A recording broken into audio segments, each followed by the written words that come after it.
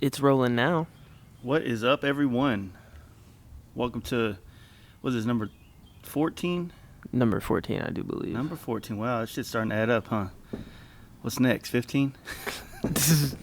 Nah. Anyway, man, it's coming down into the month and, beginning of the week. This weekend we have Giddy Up down in New Braunfels. Hopefully I'll see a lot of you guys down there. I think we stated on the last podcast, if you're there, we'll have a booth set up with Texas Performance. We'll also be at Camp Waco Springs, whatever it's called. It's like Haco. If you haven't got, if you plan on going and you haven't got a campsite or something yet, it's kind of like open camping. They're not like necessarily selling. Yeah, you just have to purchase one. Yeah, you just got to go up there. So if you're doing primitive camping, if you're doing the electric and all that stuff, then yeah, you kind of probably should reserve something. You're already fucked, basically. Probably. And but yeah, other than that, man, we'll be out there. I hope we get to meet a lot of you guys and all that shit and check all that stuff. Come party with us, man. We're wrapping up Texas Performance's Softail as we speak. I just sprayed the glue for the silver leaf, and we're doing this intro, and then I'm gonna jump over there and leaf this bitch. Yeah, so his bike will be out there. You'll be able to see that his new 2018 Softail with the nice fresh paint job on it. Yeah. And speaking of Texas Performance, that's our sponsor. If you guys don't already, check out Mark at his shit, Texas Performance MC, on Instagram, also online, same shit, just with the WWs and the .coms. Yeah. Yeah, check him out, man. He's building this Softail. It should be pretty nice. I'm pretty excited to see how he does it all together. Yeah, I'm excited to see it all together. I love he gave us free reign. I got to play with some color schemes that I've been wanting to do, that I was inspired by another painter to do this color scheme, and he gave me permission, so, Anyway. Also, don't forget about Danger Dan and the mcshoptees.com, mcshoptees, TS at the end, on Instagram. Subscription-based T-shirt company. I've been talking about them the last couple podcasts. You guys should check it out, man. I've already seen some people wearing some of the shirts that they've got for the first 2 or 3 months. I think he's been doing it. So I think it's a pretty dope little deal. So if I was you guys, I'd check that shit out, to be honest with you. At least just click on the website, check it out, see what it's about. Follow him on Instagram, and of course check out Danger Dan's podcast as well. Definitely he just got done releasing his road show he did on the way to Daytona today, and I'm pretty anxious to listen to that myself. So yeah, mcshoptees.com. I think it's $23 a month. First month, if you put Fast Life in checkout, then you'll get $3 off that first month, and then it's just $23 a month. You get a T-shirt, some info on the shop of the month type situation, and I think it's pretty cool, honestly. Yeah, it's a cool deal. Also, I was doing some research about ways to help our podcast out, and if you listen to this on like Instagram, I mean not Instagram, but iTunes, if you guys don't mind, go on there and rate it. Give it some stars or no stars or whatever the case. Hopefully you'll like it, and this is garbage. Give it some reviews, and that'll help us gain more people that are looking for motorcycle related podcasts online that don't necessarily follow us on social media.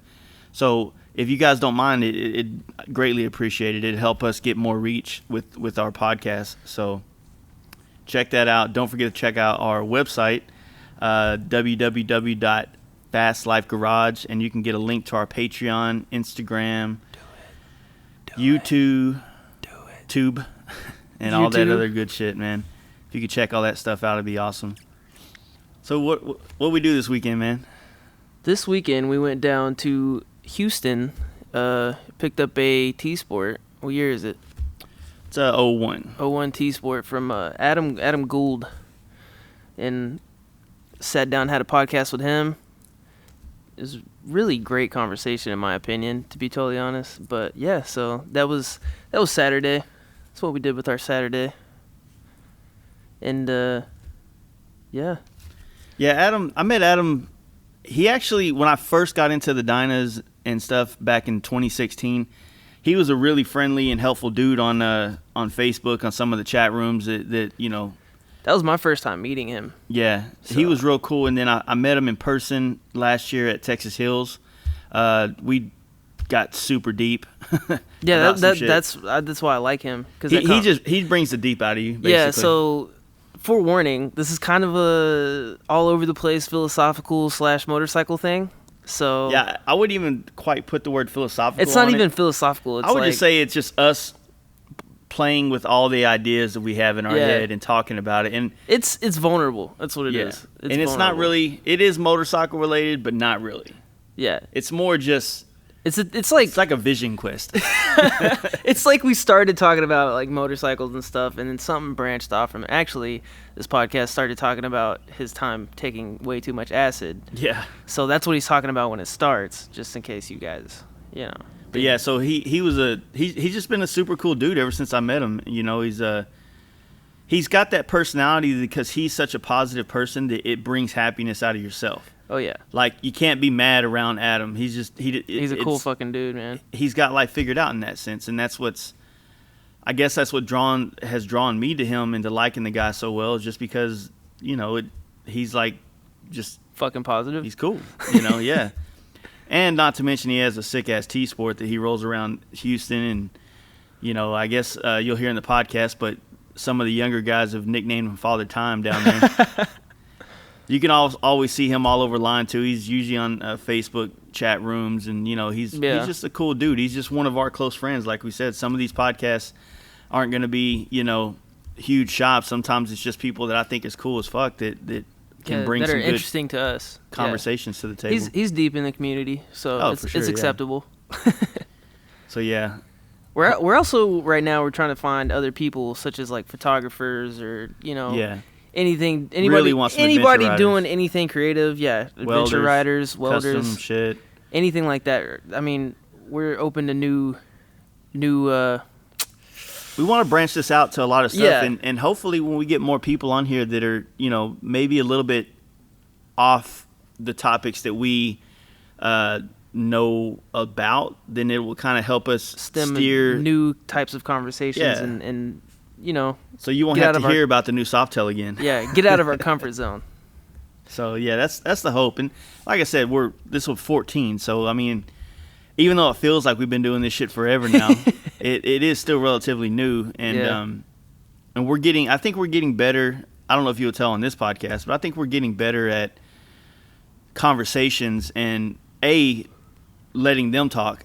Maybe not on this podcast, but on some of them. But you know, it's just a learning curve, and I think I'm pretty happy with where it's going. You know, the more we do, the better we get. Straight up. So, well, yeah, check this shit out, guys. Here it is. Hey guys, you ready to let the dogs out? Fast Life Podcast. Did you do that? I did. That's this fucking guy impressive. I told I was at a dead show in Irvine, and I was, what was I, like 22, something like that, and I'm walking around. I didn't have any money left. I had scored a free ticket, and I'm like, somebody dose me, and this little squirrely fucker in a trench coat comes walking past and walks up to me and goes, you need a dose? And I'm like, yeah. Always the good answers from weirdos like that, right? And so he opens his trench coat and pulls out this little vial of green, like, it looked like that green food dye. Yeah. And I go, oh, is that liquid? And I only had liquid once before, and it was kind of bunk and like real speedy. And I go, oh man, that's liquid. And he like, what is this guy looking, a gift horse in the mouth, you know? Yeah. And he looked at me and he goes, you don't like liquid? And I go, I'll try it. And he goes, okay. And he took the bottle and just went, and it filled my whole fucking hand up, dude. And I just, you know, before, and I didn't even think about how much it was, and I just went, like it was running through my fingers and shit. And that's like a drop as a dose. Yeah. And so, dude, it was within 30 minutes. I was walking through the parking lot, and you know how asphalt over time gets those fractures and it's like the little chunks. I'd be walking along, and I would see something out of the corner of my eye. One of those things would extrude and go. And that was just within the first 20 minutes, dude. It was a bitchin' Grateful Dead show. How did you come? Oh, dude, I forgot my name. I'd lift my body. My buddies were, after the concert, This is one of my first Harley Davidson experiences too. I wish we could record this one. Dude, we're recording right now. Are we? No, Yeah. Oh wow. Okay. Yeah. So you're in it now. So that's fine. That's fine. So my buddies had to hold my hand after the show, and because I didn't know who I was and I didn't even know names existed, and I could watch myself going through the crowd from about 30 or 40 feet up. I was floating, watching myself and my buddies walk through this sea of people in the parking lot. Damn. And as we're walking through, previous to me leaving my body, I hear this loud ass noise, and it ended up being, I forget what, I can't remember what kind of a Harley it was. It probably was an old shovel head, but it was beautiful. I mean, it was a work of art. And this crusty old dude on it was yelling, "This is a work of art, get the fuck out of the way." And he was going through the crowd, and it was just like this incredibly epic, like, movie scene. You know what I mean? Like, I watched him pass through, and I was like, that is amazing. He's fucking high as balls, and fucking Moses done came and split the seat. Exactly, dude. It really was like that. Harley it really Moses. was like that. The rest of the night was me laying in the bench seat of an old station wagon that everybody called Puff the Tragic Wagon. So I just laid there and looked up through the window. And I'm just like a little wondering how the fuck you came back from that without any kind of like disassociative issues or anything like that. Well, the jury's still out on that. Yeah. Yeah. Yeah, I feel like you mean, would probably take some kind of trauma from that. It probably took a little damage from that one. I wouldn't recommend that to any of the kids. Oh yeah, absolutely not. Yeah. So without further introduction, we're here with Adam Gould. Yep. Gould. Yeah. And Jace is on his phone texting, being a horrible host. I PayPal the wrong person. I'm trying to get him. I got to pay my paint bill. And I actually sent it to my baby's mom, and so I'm. Oh, you're fucked. So I think I just pay child support for the next 3 months. Take care of business. Oh Man. fuck, dude. I'm still here, guys. Take care of business. Oh man. So just keep in mind, try to stay a little close to the mic if you can. I mean, you can be comfortable or whatever, but you know. Oh yeah. Yeah, when you listen to these things, like sometimes you can tell when someone's not close to the mic and they have to turn their earphones. How's this? That is way too close. All right. But so you're originally from California? No, you said you're from up northeast. No. Or is it California? No. A strange fact. I'm from right here in Houston, Texas. Okay. I was born and raised here, and then had a choice to, when it was time to go to college, had a choice to go to UT and be a frat boy, or go to Southern California and wasn't quite sure, something other than a frat boy. Weird. So yeah, exactly. And so I went to California, and people ask me what I majored in college, and I always say, well, I minored in English and I majored in Grateful Dead. So that was really what year was this? Like what time frame? So it was I graduated high school in '86. Okay. Terrible year for fashion. I mean, '86 was horrible. Anything It's 80s. just coming back though. '80s. It's all coming needs back. to stay away from us all. The freaking 8-ball leather jackets and whatnot, man. That shit's coming back. It's ugly shit. So yeah, I went out there and I mean, you know how it goes. I was a terrible kid though, growing up too. I mean, you know, had every advantage. I wasn't like I grew up in a wealthy family. Dad was poor growing up. His dad was a Southwestern Belt linesman and great guy. But so I was the first generation to have every advantage. Of course, what does that first generation do but throw that shit back in the face of the family? And so I was like the Spicoli of the private school I went to. And so I took that to the next level when I went to California.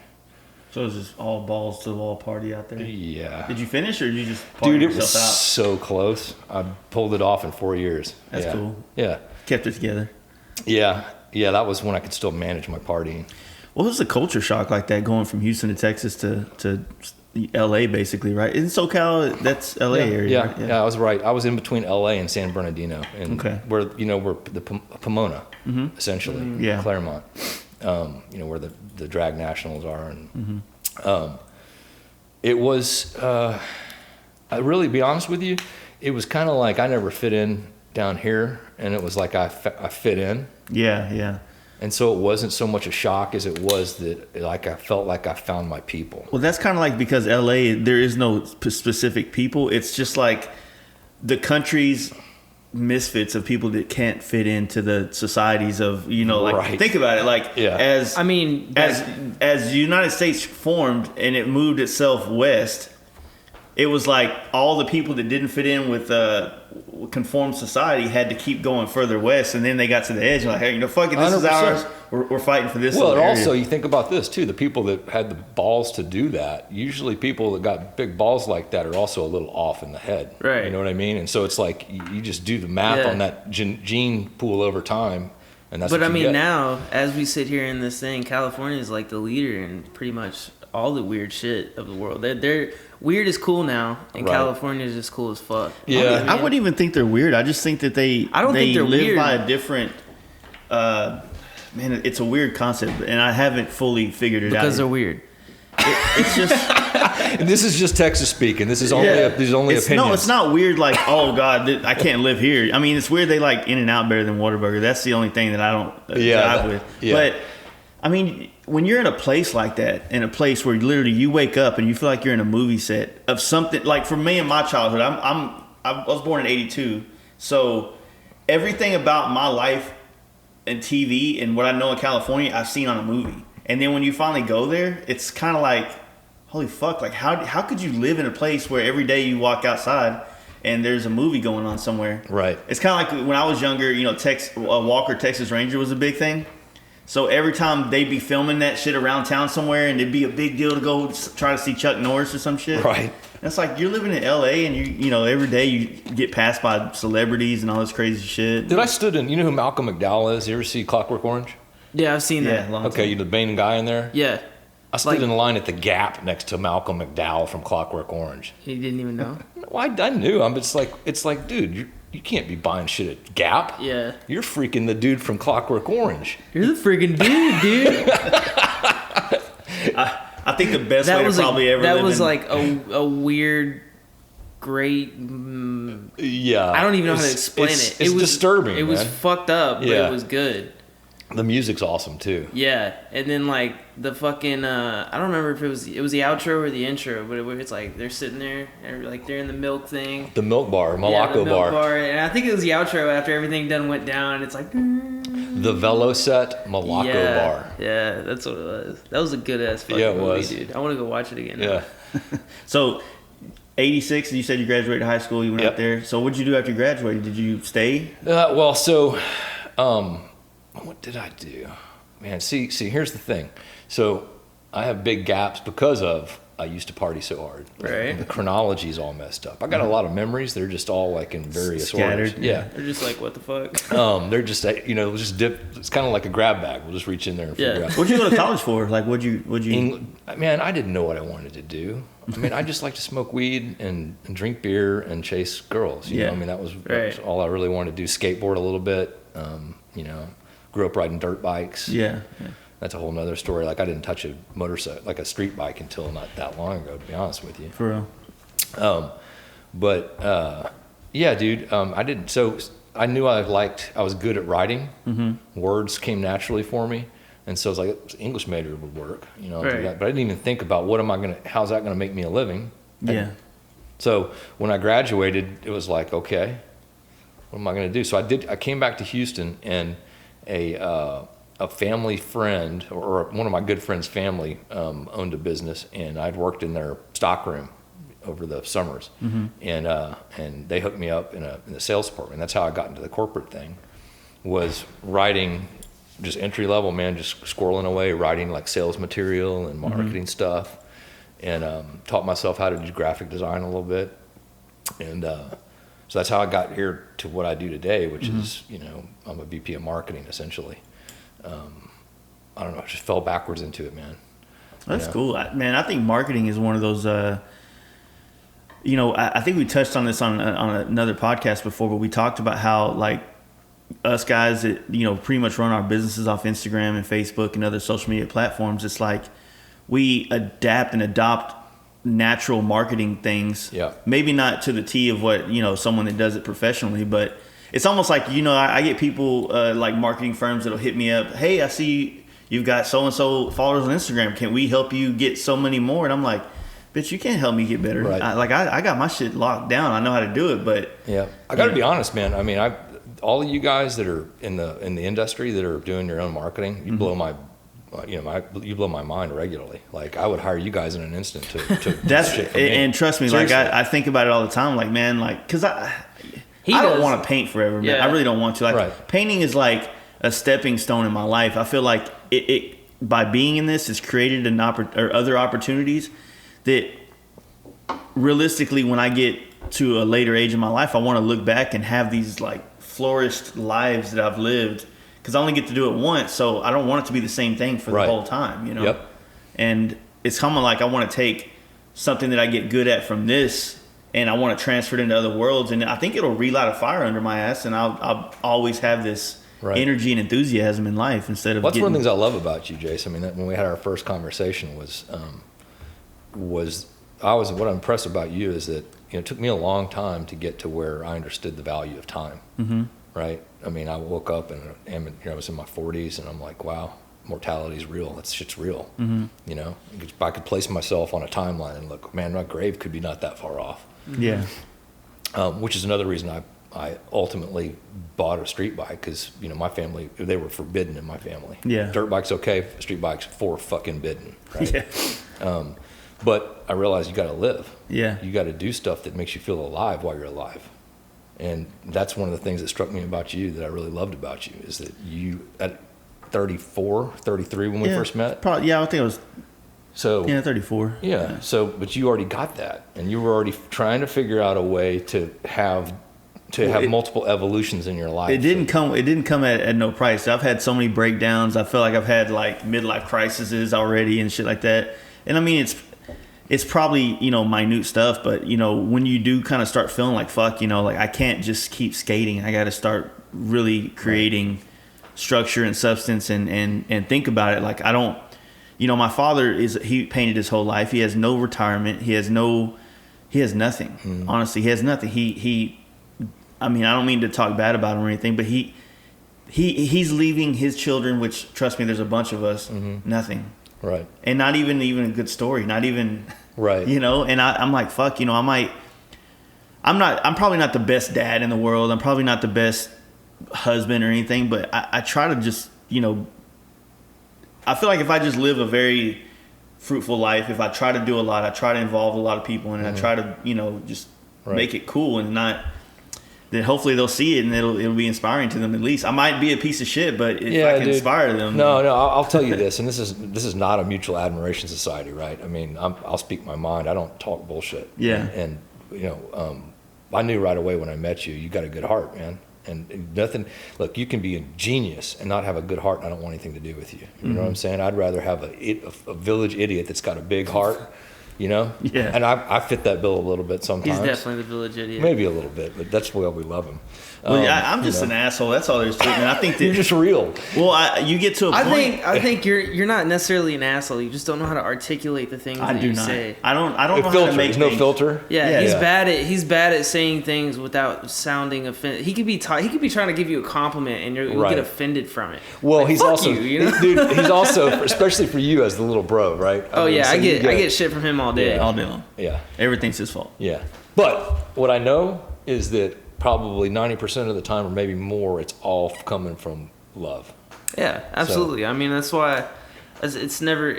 We don't fucking hate each other. I mean, yeah, we hate each other. Well, but there's we don't times hate you each probably other. do hate each other, You know yeah. what I mean? So it's like I've always understood Yeah. that it was just out of like, a love thing, and I mean, I've never taken it personally. It's awesome. I don't even know why I'm bringing this up, because I don't even know. I don't even remember where I've I heard been working with Jace since I was a fucking like 13. young, and I was like at 13. That's when I was like I started getting into all this shit, and it's not until like this past year where I actually really started being involved in everything that's going on, and really when he got Right the on. bike last year, he really got involved. But then he's got his other things, his other hobbies and shit like that. I know you narked on him. You told me. Well, about it. I fuck with him all the time. Here's the deal. Like, I fuck with him because, what we do for a living, I need 100% of his attention. It can't. Our business can't grow. It can't be great, and it can't do anything for either one of us if if it's not two people putting in 100. It's just like a relationship. Right. If you got somebody putting 80 and someone putting 100, that one that puts 100 is gonna feel like taken advantage of all the time. Right. You know what I mean? And you're always feeling that extra 20%. Yeah, you can't have anybody 100% committed and somebody not. And so like, and yeah, my business, this Fast Life Garage is not a big business. It's super small. Like I just got an LLC. I'm just now gonna start paying. Right. You know what these are. Yeah. So right. There's things that are just now happening, and it's scary. Because now all of a sudden now I'm on paper with the government. Now everything's going to be a lot more serious, and now that 20%. It makes a difference. Makes a huge difference, especially when you have that 20% might be something that got overlooked on a paint job that now is biting us in the ass. Right. Which we're humans, so we make errors, and but the good thing about us is that we own up to our shit and we take care of it, no questions asked. But the idea is, as a business, to eliminate as much of those problems as possible, so that you don't have that issue. Well, it's just to give you guys a little compliment. I will say that that of all the people I've dealt with in the industry in terms of turnaround times, and the fact that just you guys, you just have old school work ethic, and it's a real pleasure to work with you. That's guys. why I want to move to Cali. You know why? Because nobody has that. Nobody don't have has that. fucking Yeah, work and ethic what out usually there. happens is when people get some success, they get more volume in their business. Mm-hmm. They don't know how to communicate, and all of it. This is part of my job now is to manage customer experience. Mm-hmm. It's a thing. You know what I mean? Yeah. And so half of that is, maybe more, is just communicating. So you set expectations, or you have to change expectations because something came up. People understand as long as you tell them within reason. I mean, you can't go, hey, listen, that 1 month turn is going to be a year now. Well, they'll tell you fuck off. Right. But a month or maybe 6 weeks additional, people don't freak out as long as you tell them. That's totally what I have been trying to adopt. You know what I mean? But like I said, we are human. But I feel like that experience of having your bike painted or built is what makes you want to continue to do them later on in life. So if it's a shitty experience, obviously you're probably either you have really, really great roots into motorcycling and that one experience isn't going to push you out of the industry, or it's that one. Make or break, it's a make or break. So I feel like done. I mean, at the same time though, like when it comes to customers or anything like that, I mean, some of them aren't gonna allow themselves to have a good time. No. You know what I mean? No, some people look. So, I worked for Starbucks for a while in between gigs. Oh, right? So I know. So there are certain people that are just pure assholes. They're unhappy. Their entire existence is going to be bitter and empty, and they're going to fucking take it out on you. Yeah. And so, I believe in firing customers. Yeah. Firing. We Totally. are I'm serious, totally on the man. same page. Fire with those that. motherfuckers that Yeah. are causing you heartburn because they can't be made happy. 100%. Hey, they're. No offense to the wonderful ladies out there, but there are women like that too. Yeah. I mean, coming from a man's perspective, I'm sure there's vice versa. The thing that sucks about when you do things for women sometimes is that you're already going into this business relationship with that underlying, like, do you think that I'm trying to screw you over? Because so long when it comes to women and anything mechanical, they've always had this kind of theory that most men are going to try to take advantage. Hey, dude, I'm a dude, and I think mechanics are taking advantage of me. What the fuck? So it's like, What do you mean I need to replace this? Fuck you. It was working yesterday. Yeah, so it's kind of like sometimes avoiding, and then I don't know. I've only painted bikes for a few women, and I haven't really had a bad issue. I've had bad communicating issues on my part because maybe my super blunt. Oh yeah. The way I am and the way I think you should. Some people absolutely hate that. Yeah, like, some people need that, like you said, that customer experience. They need a lot more. Yeah, they need a lot more. They need a pat on the back, hand holding, cup of a coffee. reach around. You know what I mean? Yeah. So what do you like? Like what's the wizardry of marketing? Like what's something that we don't figure out? Managing, you guys see, the thing is that I work in like a corporate space, right? And so there's business to consumer and business to business, right? Mm-hmm. I mean, I sell shit to other businesses, and with a little bit of the business to consumer stuff. Mm-hmm. You guys are pure business to consumer, but but you're dealing with bikers mostly. You don't have. how many, like, what percentage of your business would you say these are people coming to get these high-end paint jobs that you wouldn't call real bikers, that are really into the culture and love it for what it really is about?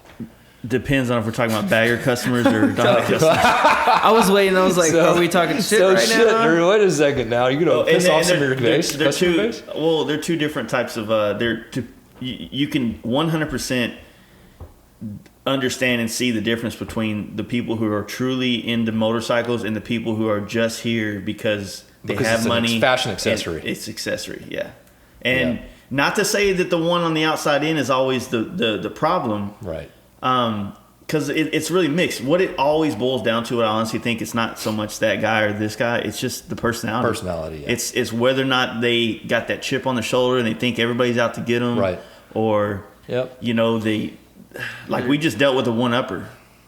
To the T one-upper, right? Yeah. And I never thought of that personality as being, like, unpleasable. But right. It was a dynamic that almost quit my job. You know what I mean? Yeah. He did quit. I told had Jesse, to stay at the shop. I was like, I can't deal with this guy. I'm leaving. I had to stay at the left. shop I and went deal and got with fucking it. hammered drunk. And then he texted me and was like, Coping skills. yeah. And then I text him at like 1 something. I'm like, hey dude, he's gone. And he's like, you sure, right? All right, I'm not coming up there yet. Yeah. Till he's gone. You wanted to clock him, didn't you? I did. You know what? He had a toxic personality, man. Yeah. And and you're easy to get along with. So, I mean, honestly. I picked the dude up from airport. I tried to say, hey, dude, you want to go grab dinner? You're in Dallas. You're renting a truck to drive your bike back home. Right. Trying to be hospitable. Mm-hmm. And now I had McDonald's before I got in the airplane. I'm like, all right, cool. I mean, you're coming to Dallas from another, from another time zone. I mean, you would think you'd want to, interact a little bit. Some. Well, see, this is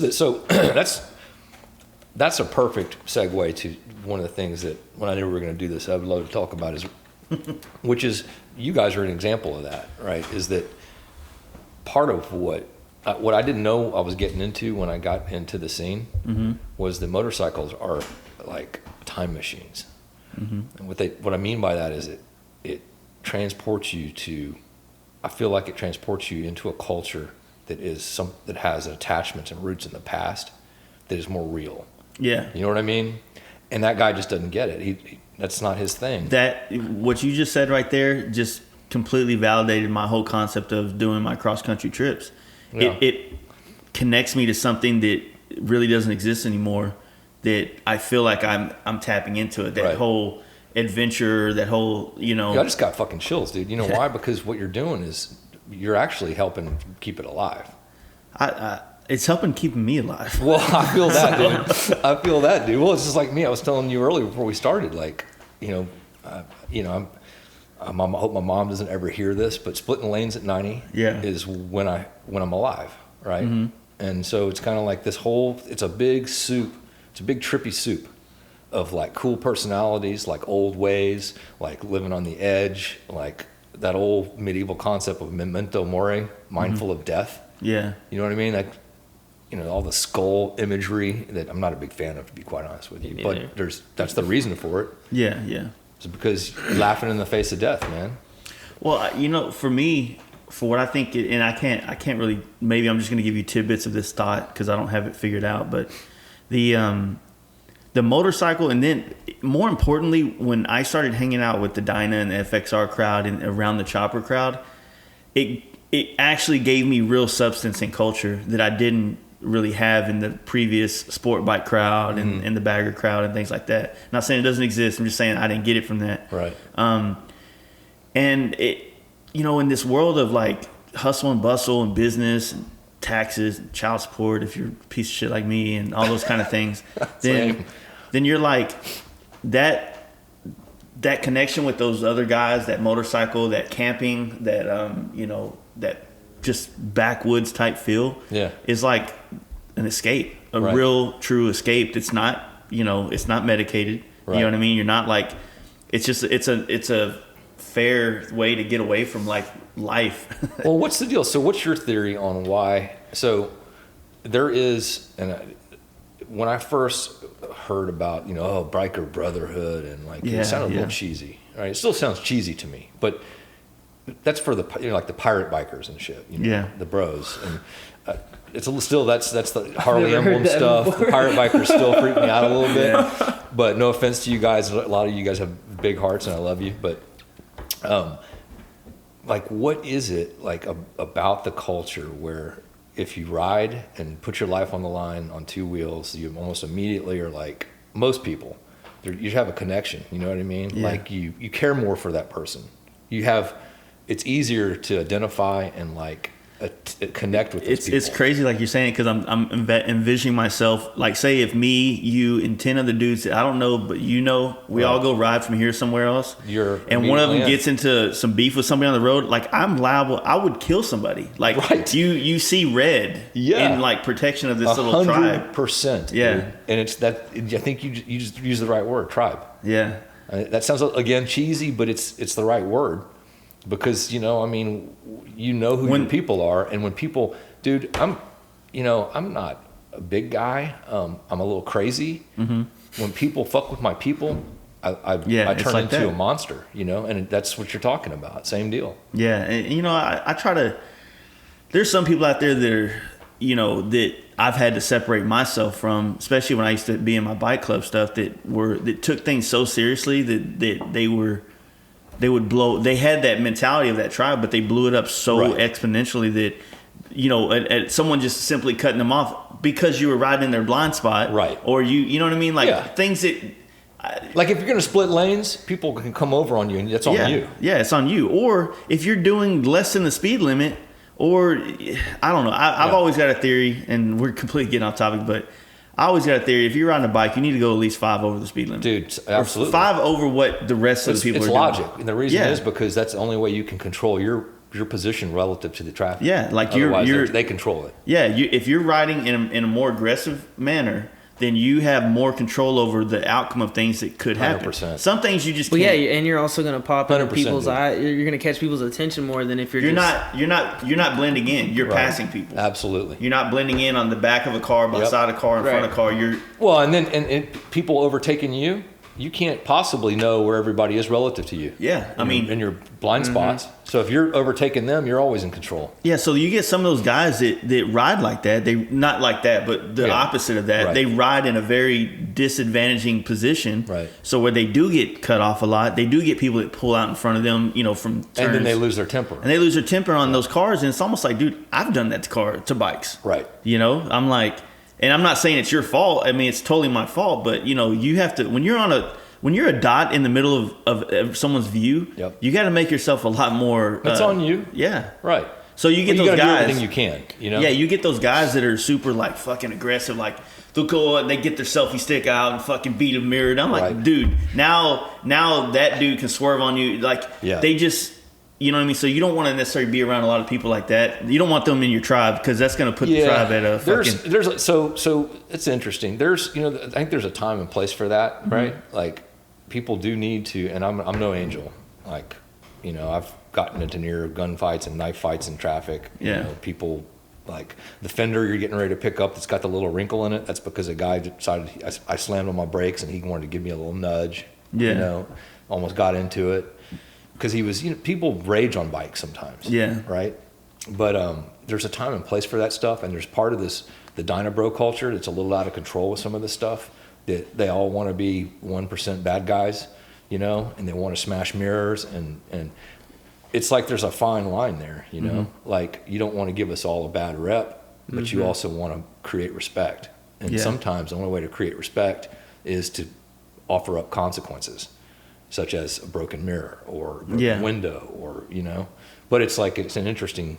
Yeah. You are doing that, but think about you're only teaching that one car out of the 100,000 that ride in this mile of space every day. So it's really like, you're not going to win that battle like that. Yeah. Or, you're going to win that battle, but that war is not even, you're not even fucking. Well, you know what it reminds me of is there are certain MCs that understand PR, right? They understand how to win hearts and minds. And there are others that know how to make people afraid.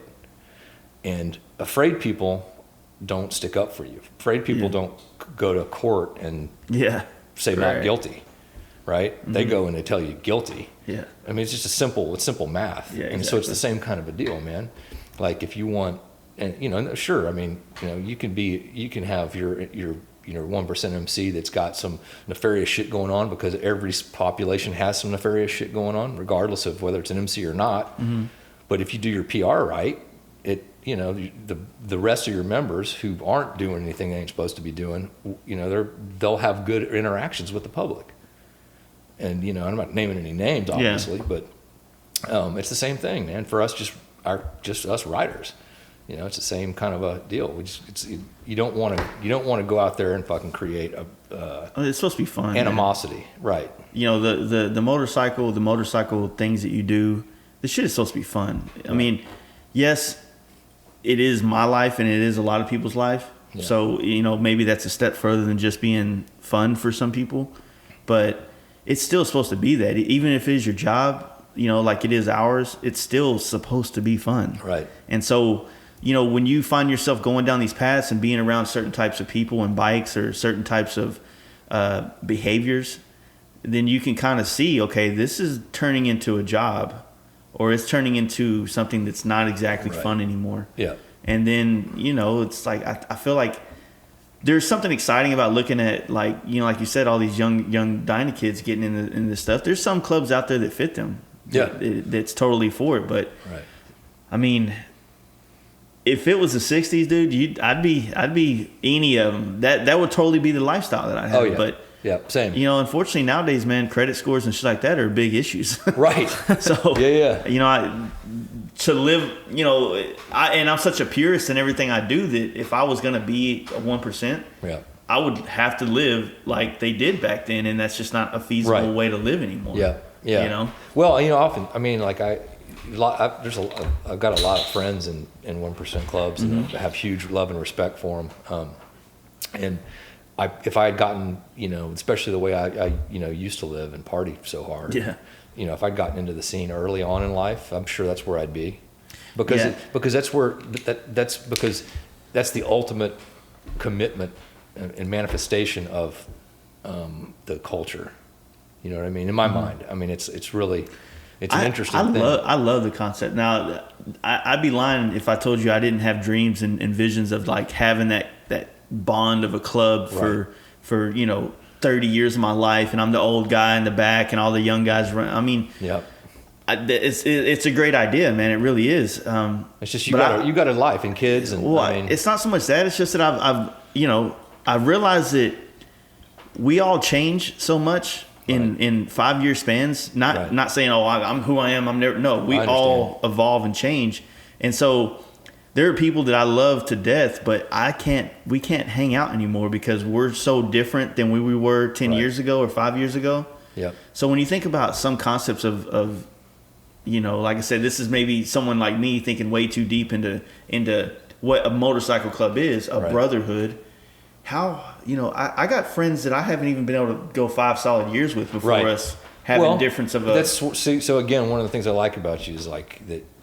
It's old school way of thinking, right? If you're going to make a commitment, you think through it. You're going to stick with it, and based upon your experience, it'd be hard to make a commitment, a lifelong commitment, and be sure that you could stick with it. Yeah, right. At the same time, though, I mean, you say like you had friends that you've grown apart from, in 5 years' time or whatever, but it's like they didn't live the same lifestyle you did. You know what I mean? So they're gonna grow apart. But if you're in a club or something and every day you guys are doing the same shit, or like you guys are into the same stuff or doing the same, whatever like that, I don't think you're gonna grow apart like you would with other people who just split off and go their own way. I mean, but the thing is, like, okay, so yes, that is a good point. Yeah. But it's as simple as a new chick in the dude's life. Right. That exposes him to new things and new ideas and new shit. And honestly, I think the best and the only way to really grow in life is through new human interaction and friendships and relationships. You always have to be growing and meeting new people and doing shit like that. Otherwise, so you're not it's gonna like, grow.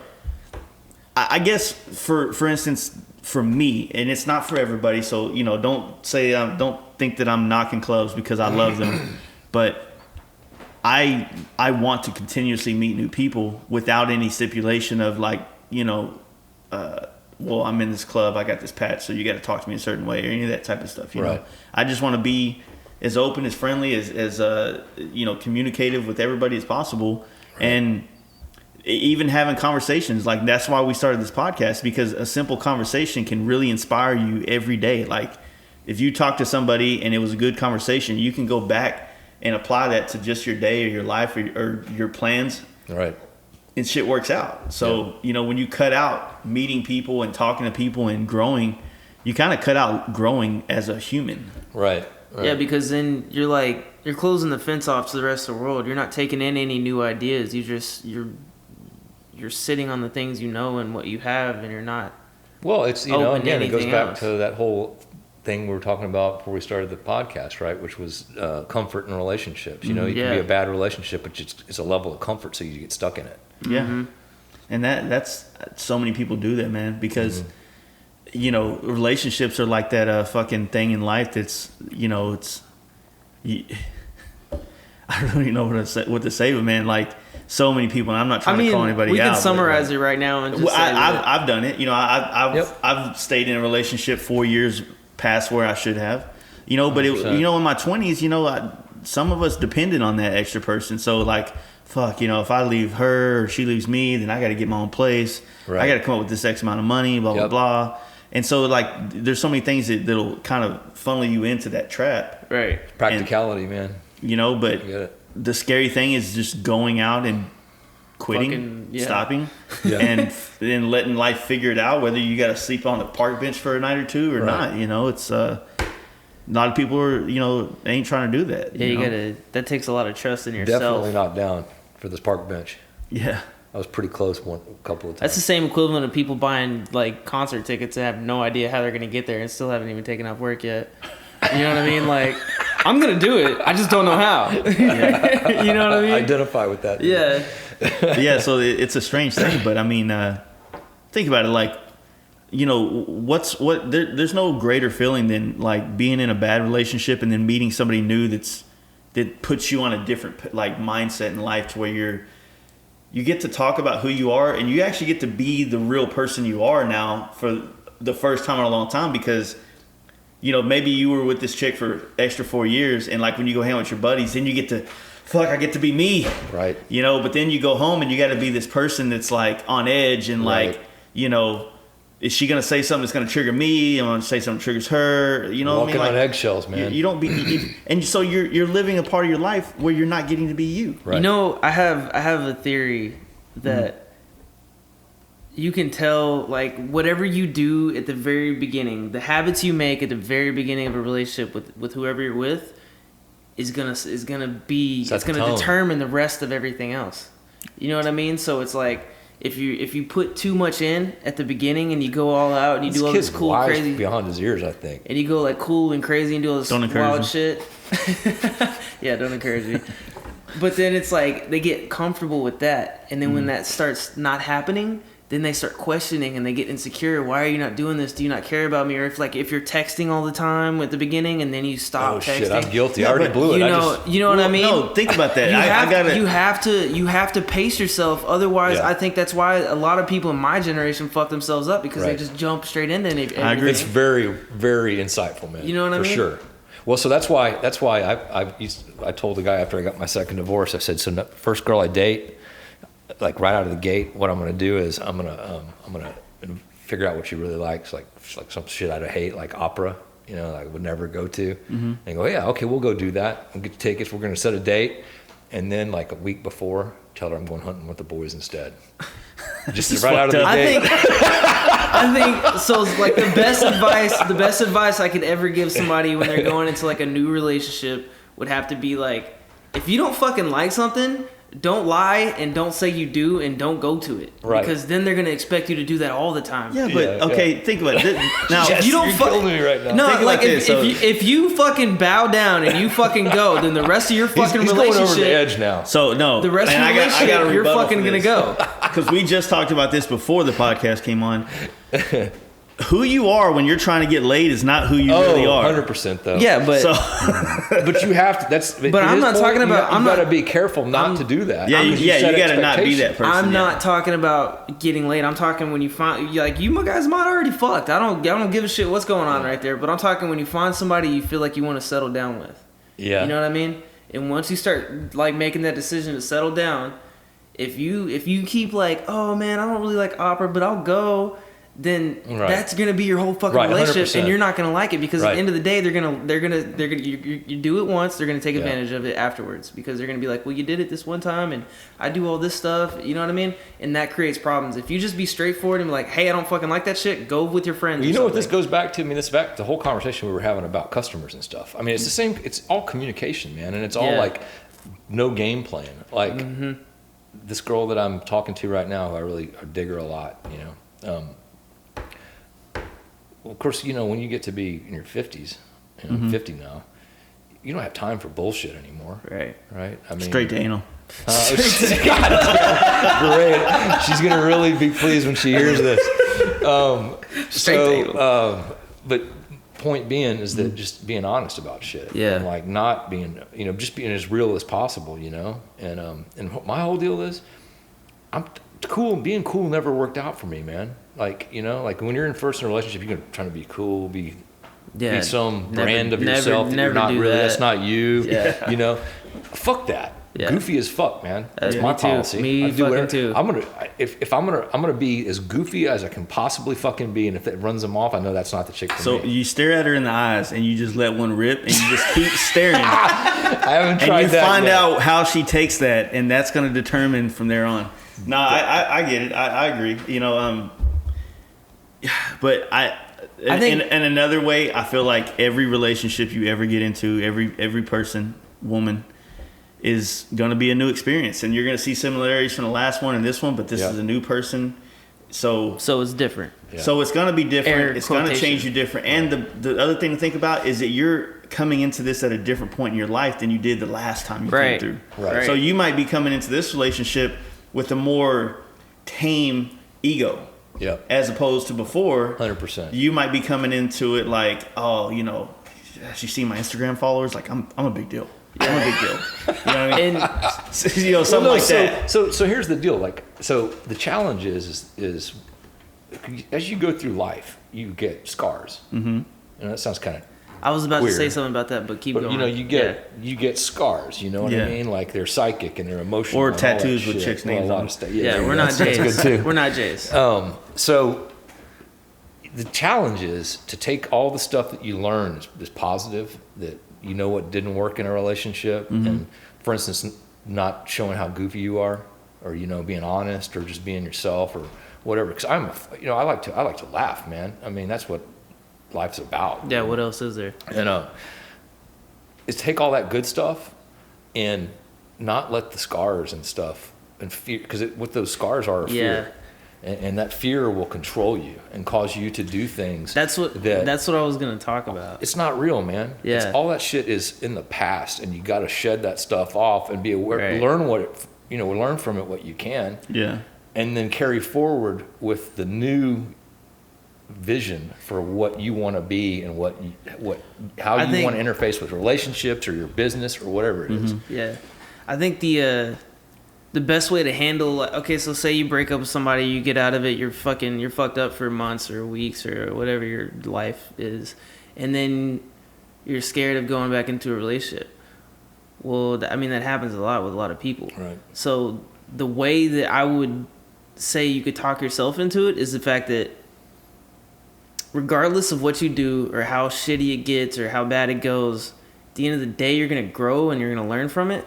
So think of it as like practice. You know what I mean? Like if you're scared of it or whatever, then it's like you're gonna grow. You're gonna learn. You're gonna learn more things about yourself. I just recently got into a relationship and we've been together maybe a fucking month, and I've already, you know, she's pointed shit out about me that I've never paid attention to. Right. You know what I mean?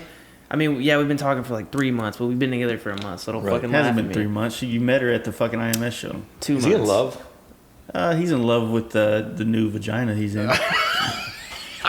Jace doesn't know me. He doesn't know me. You don't know me. No, but But that's what I mean though. Is it's like you learn shit from it every time you. No, it's 100%. You're gonna grow from it. So from my perspective, it's true. There's no reason not to just say fucking and do it. Right. You know what I mean? Right. Well, so am I just lying? No. It's all true. So back to the fear thing. So, I've gotten my dick knocked in the dirt more than once by women. And right. Some of it's self-inflicted. We all have a part in it. All the shit that happens, we all play a part in it. There's no like one victim and one attacker. Cause and effect. Yeah. And I was talking to this Christine, this girl that I'm seeing right now, and I really care about her. And we're just talking about being afraid of like love, because you got to be vulnerable, and that's scary shit, especially if you've been hurt a lot, But I'd rather be, if I had to choose between getting hurt 100 times or not being in love, you know what I mean? Like, I would get hurt 100 times. Yeah. I have my heart broken 100 times, or to go through life without ever having fallen in love. For me, I feel like in my 20s, I was in relationships that kept me insecure, right? Always. And it wasn't until I got out of those, and in my 30s, I started living and started not allowing insecurity to have any part in my mindset. And what it did was it opened my mind up to start focusing on other things in life that are a little bit more important than whether or not my girl's, is she fucking that guy at the office? Oh God. Is she doing this? Yeah. Why is she on her phone? Like, I was so jealous when I was a kid. Dude, and so once I dropped that very toxic thing out of my life, I was able to look at my life in a perspective that I hadn't, because I've been so wrapped up and wondering, about something else that I can't control. Well, guess what? That's a self-fulfilling prophecy. You know what that means. So when you're all jealous and like that energy, that toxic energy drives people away. It does. Absolutely. And they see some guy who's self-confident, and all tripping out and acting all sketchy and jealous. Well, yeah.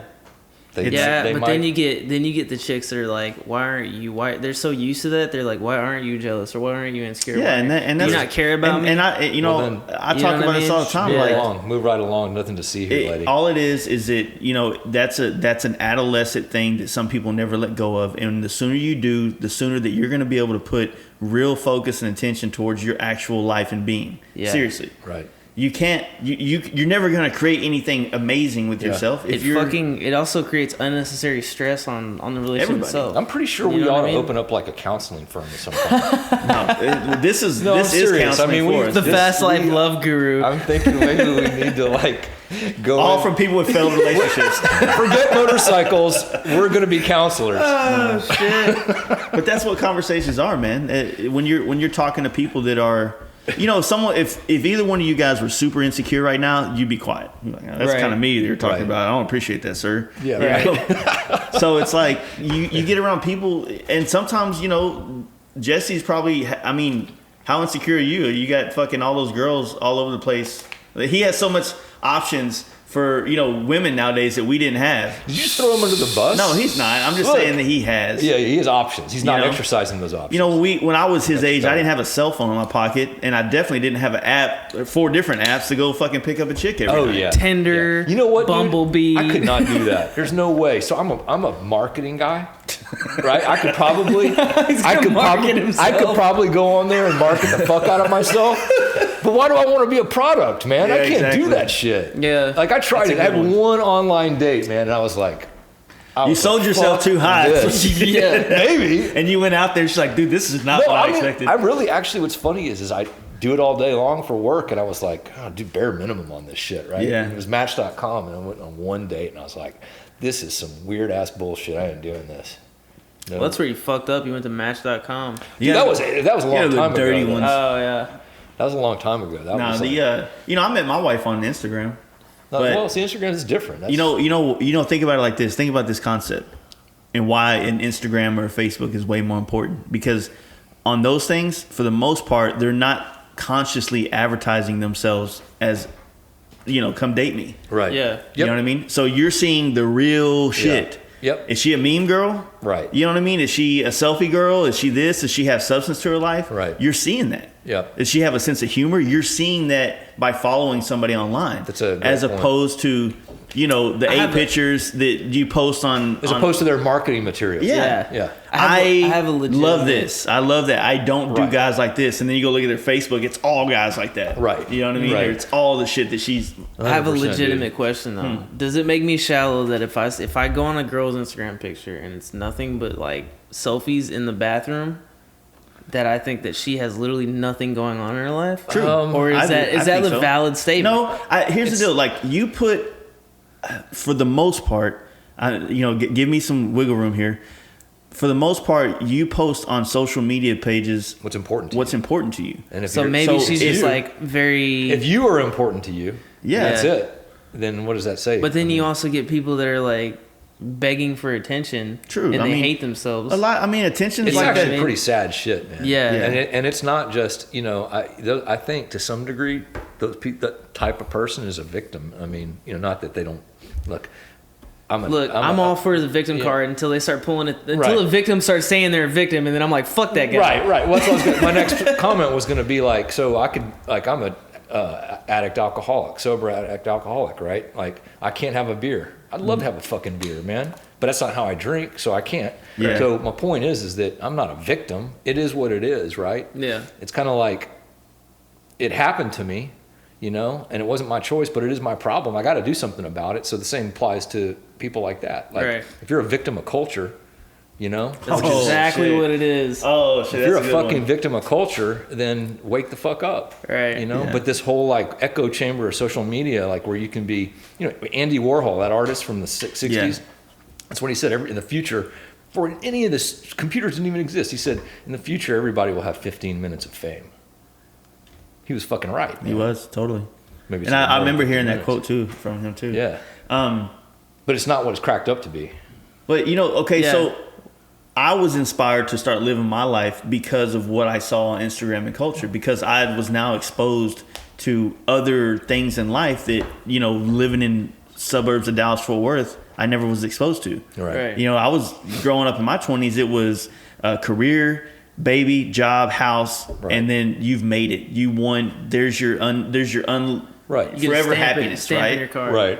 And it didn't help that we have our grandparents are like the model citizens of the world, but they're the model citizens of the world that had a family in the 50s and 80s, in Right. 60s and 70s. Not now. We were just talking about it down here. It's like, Yep. man, if our grandma had Instagram, because she was liking all our shit on there. Right. I was like, there's no way that they could have ever stayed together. You know, with that young of information, Right. you know what I mean? Right.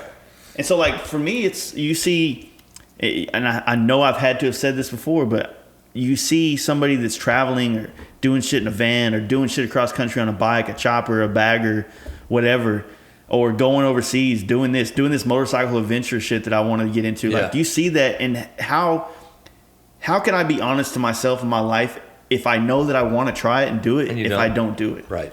So to me, those experiences are worth more to me than owning a house. Oh yeah, Agreed. absolutely. You know what I mean? Yeah, absolutely, man. Because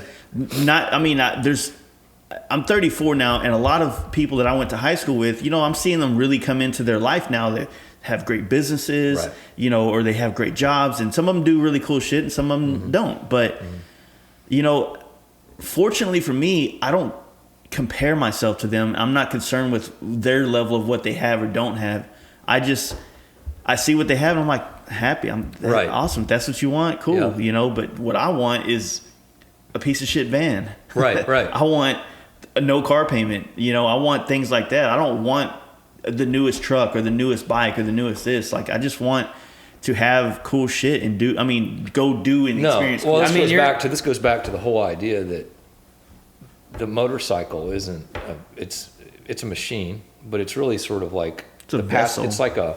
It's like the mechanism through which we have experiences. Yeah, yeah. And so it's the same deal, right? Like, so you simplify your life around the other stuff, so you have a reasonable amount of security, financially and otherwise. But then you know your priority is to go out and have experiences, and the vehicle for that is two wheels.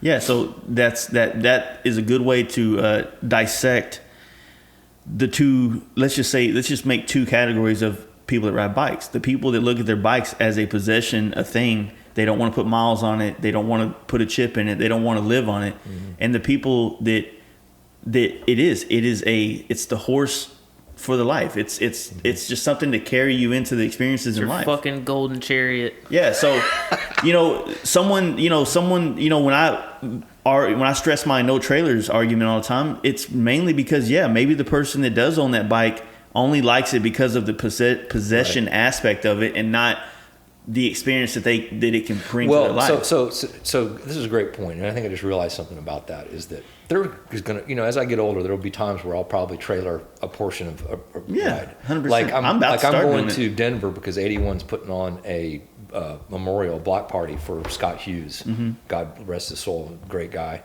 I'm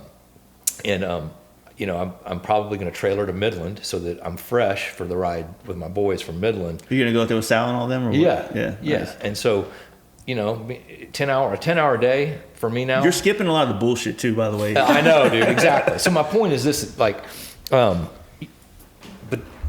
there's going to be times where I'm going to trailer. Yeah. But there's also, I would never like cage it up there, because part of the deal is enduring, riding your motorcycle, getting tired the fuck out, right? Pushing through, smashing miles, and it's like giving blood, man. You know what I mean? Scotty wants me to smash miles on the way up to meet his parents and shit, and get tired out, get fucking sunburned. Well, you know what I mean? When you do hard shit like that, that's like the thorn on the rose, man. Yeah. You know what I mean? Like that's what makes shit awesome, is like you got to feel a little bit of pain to feel a little bit of love and joy.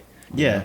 Well, here's the deal, man. Like, trailers are a necessary evil, right? Yeah, absolutely. Trust me, I'm never riding a Daytona again. That will never happen ever again. It's a shitty. It was a boring ride. fucking ride. Yeah. You know what I mean? Like, there's no reason to ride. I'm not waving a flag of I conquered anything, because that shit was boring. Right. It makes way more sense to trailer there. But going here west, there's so much shit to see, so much shit to do. For sure. And I get it. Like I said, I like to joke around with people about it, but it's mainly because I've been surrounded by so many people that do what we just talked about. Right. They look at their bike as just an item that they don't want to miss. It's a fashion accessory. Yeah, exactly. It's a pussy magnet or a fashion accessory or both, which is whatever. Those are the people we don't.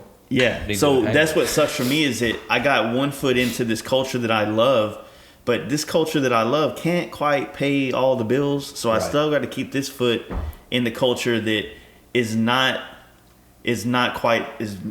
What culture? Okay, so the Dyna and FXR has been good to us. Trust me, I could make it. I mean, we've done well on it until Harley released that bike. It kind of fucked us for a while. Fucking Softail. But Harley Davidson, man. When we were doing really good, so I had to put my foot back in the bagger thing, and we've done a couple that have been very cool and great experiences, but we also had a handful of shit. All right. And it's because it's a possession-based bike, right. And mainly because we sell a luxury that is a possession, or that is a fashion statement, and we're trying to sell it to people that don't need it. Right. Now, the Dyna FXR crowd, they don't need that shit. Right. So it's not gonna help them get to point A to point B better in a more performance-minded way, or make their motor faster. So we're now a minority and a luxury to a culture. So it's a scarier thing to be in, and that's why we started doing more helmets and things like that, which honestly is way better for us, because we're not overwhelmed with 40-piece bikes. Well, you know what? Let's face it. You guys are just businessmen. I mean, and you got to do what you got to do. You got to be diversified. You got to be fluid with the market, what people are interested in. I'm sure it won't be long before you're painting one of these fucking new Softails. Oh, we already did. We already got marks, Okay. Yeah. So, I mean, it's all going to work out. I'll probably test ride one here pretty soon. I mean, they're great bikes. I'm going to buy it, Yeah. I mean. But, man, it's I think for me is it, because this last 5 years of my life, I've really dove into the culture of motorcycling. Right. That now, I don't look at... I look at what I do now, and I feel like it's getting in the way of me wanting to live a motorcycle life. You know what I mean? Right.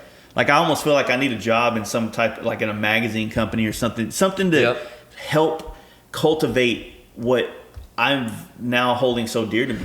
And kind of like this podcast That's is exactly what I was going to say. But unfortunately, this podcast don't pay our bills. It doesn't make money, right? Yeah. Right. But I mean, I think that you have a good point. I mean, See, this is really interesting because you do this because you love this, right? Yeah. Like this talking right here, you do it because you find people you care about or you're interested in, you go do it, and you love doing that.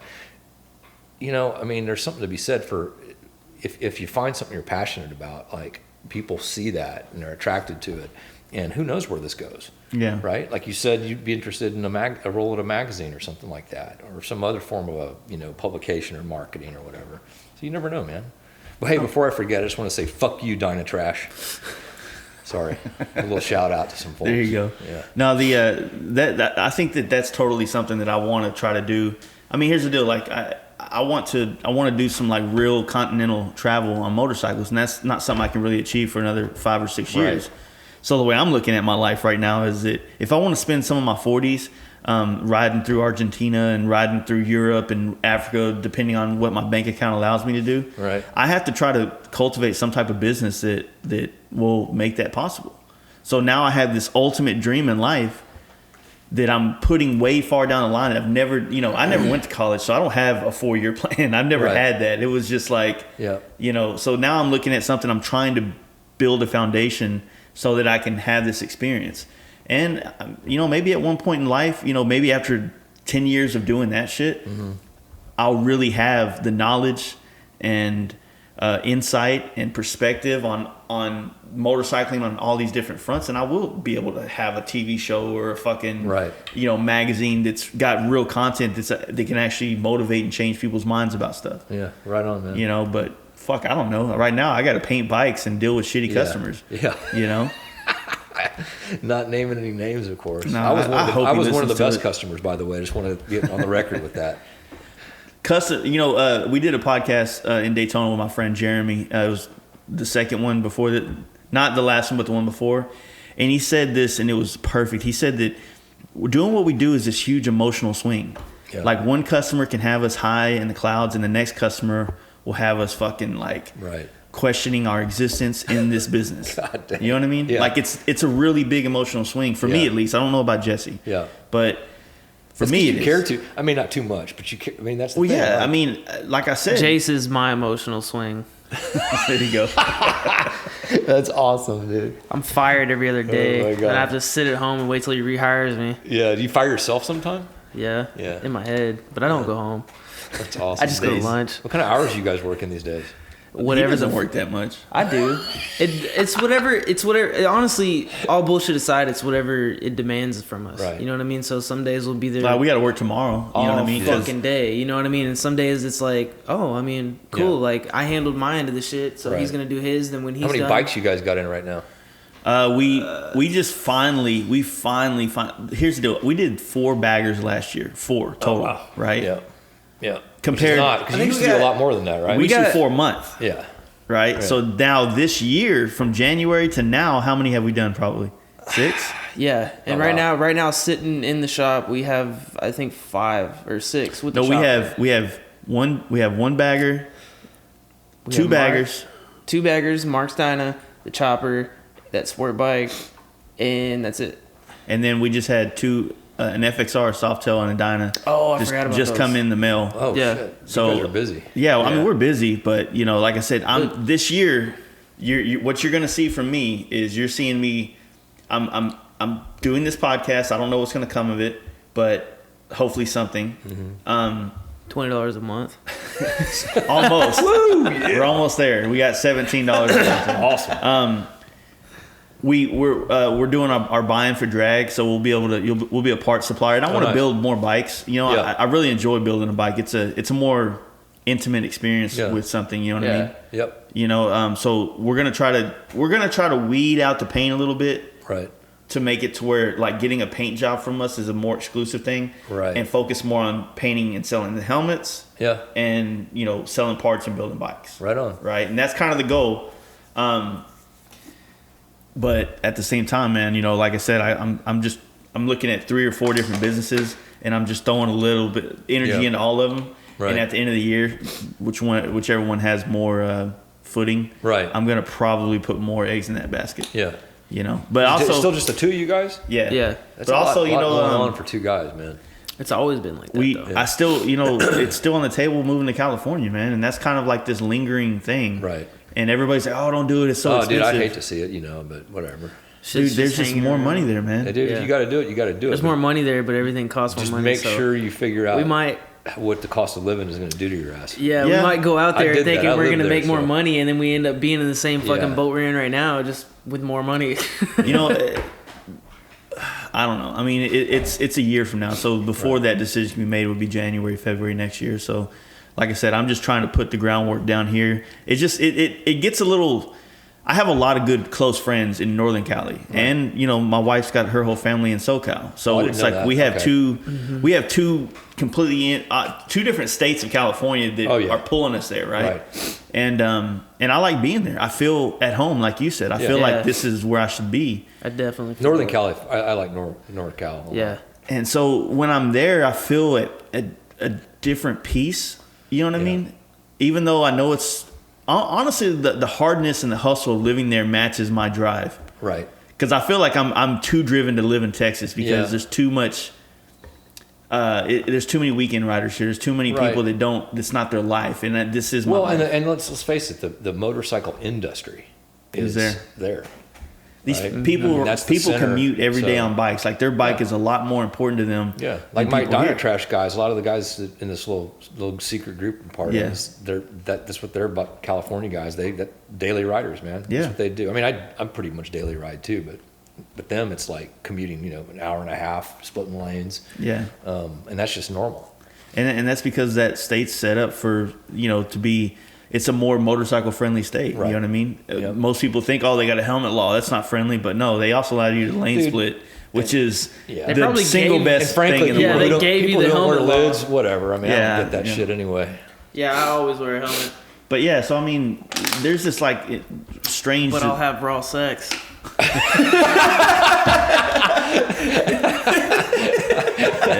Press the stop button. Mic drop. Yeah, it's for sure, man. It's just like I have dreams of like Texas having, when I first got into the Dyna scene, I really tried to, do what I could to cultivate and bring everybody together, but it's really it's hard here, man. There's Texas has got a lot of egos, man. Well, and there's also like the whole logistics of it is. I mean, shipping tins and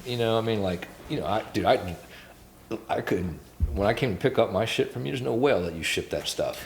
You know what I mean? But that's not. It's like that whole at least if you're out there, people can drive their shit to you if they wanted. But think about it like this. You know how many people from Texas have had me paint their Dyna? Three or four, maybe. Yeah. What losers, Texas? Dude. Yeah. All of our work. When I said I was going to move to California, everybody in Texas, no, dude, we need you. Don't leave, man. You're making the scene. And we're a bunch of broke dicks down here, man. You're making the culture and the scene, but you're not making money down here. That's exactly what's happening. Yeah. It's just, I don't know, man. It's like you want to. That's tough, though, man. You got your family's here, right? Yeah, my family's all here. My daughter. She's 16, so 2 years she'll be out. And I'll be honest with you, I kind of want to be there in Cali, and I want to give her that. I don't want her to feel stuck in life like I felt whenever I graduated. Like I felt like there was no way I could go any fucking where. Right. So I feel like maybe in California, if as she gets out of high school, she has that stepping stone to where she wants to go out there with you. Yeah. Come out there and just kind of, I feel like if you can make it in California, you can make it anywhere. You know what I mean? So, and I want her to. I don't know. I want her to be experienced, man. Like I wish that I was living the way I've lived my 30s and my 20s. Right. 100%. Yeah. Like I feel like you might. You still need to focus on your career and your skills in life, but you also don't need to lock yourself down in any kind of way that you can't. Walk away at any moment. Right. You know what I mean? Yeah.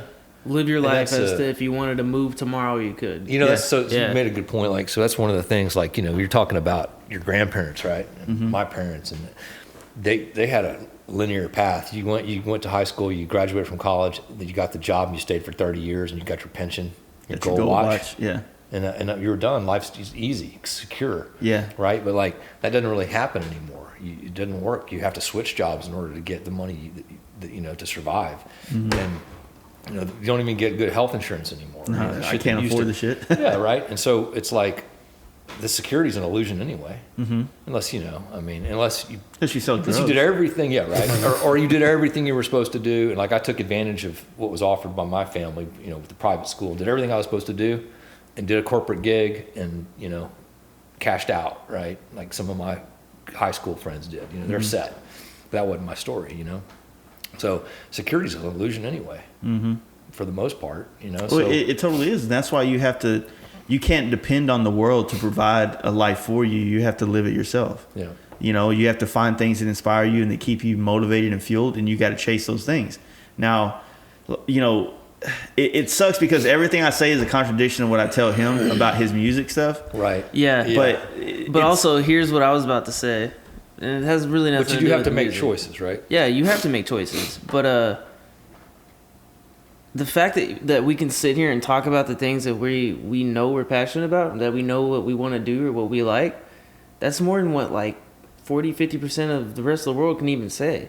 Because a lot of people sit around their entire lives and have no idea what they're passionate about. they just don't- got to be exposed to things. Like I Right. said, and things like that's this. that's what I mean. Is like Yeah. they just never find it. So then like conversations like this hold no weight to Right. them. There's Well, they're two- too busy worried about how they're going to score the next Air Jordans or like, Yeah. Yeah. or being looking hot on Instagram. Yeah, exactly. Exactly, and There's two movies that everybody should watch in their life, and there's probably more, but two that I are real close to right now. One is Jim Carrey's Yes Man, right? Yeah. And the other one is The Secret Life of Walter Mitty. Oh, dude, I haven't seen that. I love one yet. that. So I read if you watch Secret Life of Walter Mitty, it's kind of like Fucking awesome movie. a post life, Right. Or like after you've already kind of done most of your life, and then Yeah. you realize you fucked up, and then you try to Or you make go back. live. Right. Or Yes Man, if you live your life like that within reason, within thought, like you can open yourself up to a lot of things. You can meet more vibrant people in life. You know what I mean? Think about it. A lot of people end up marrying a chick they went to high school with, or they fucking know from a group of friends that Right. his buddy used to fuck or something like that. Right. You know what I mean? Yeah. Yeah. So they never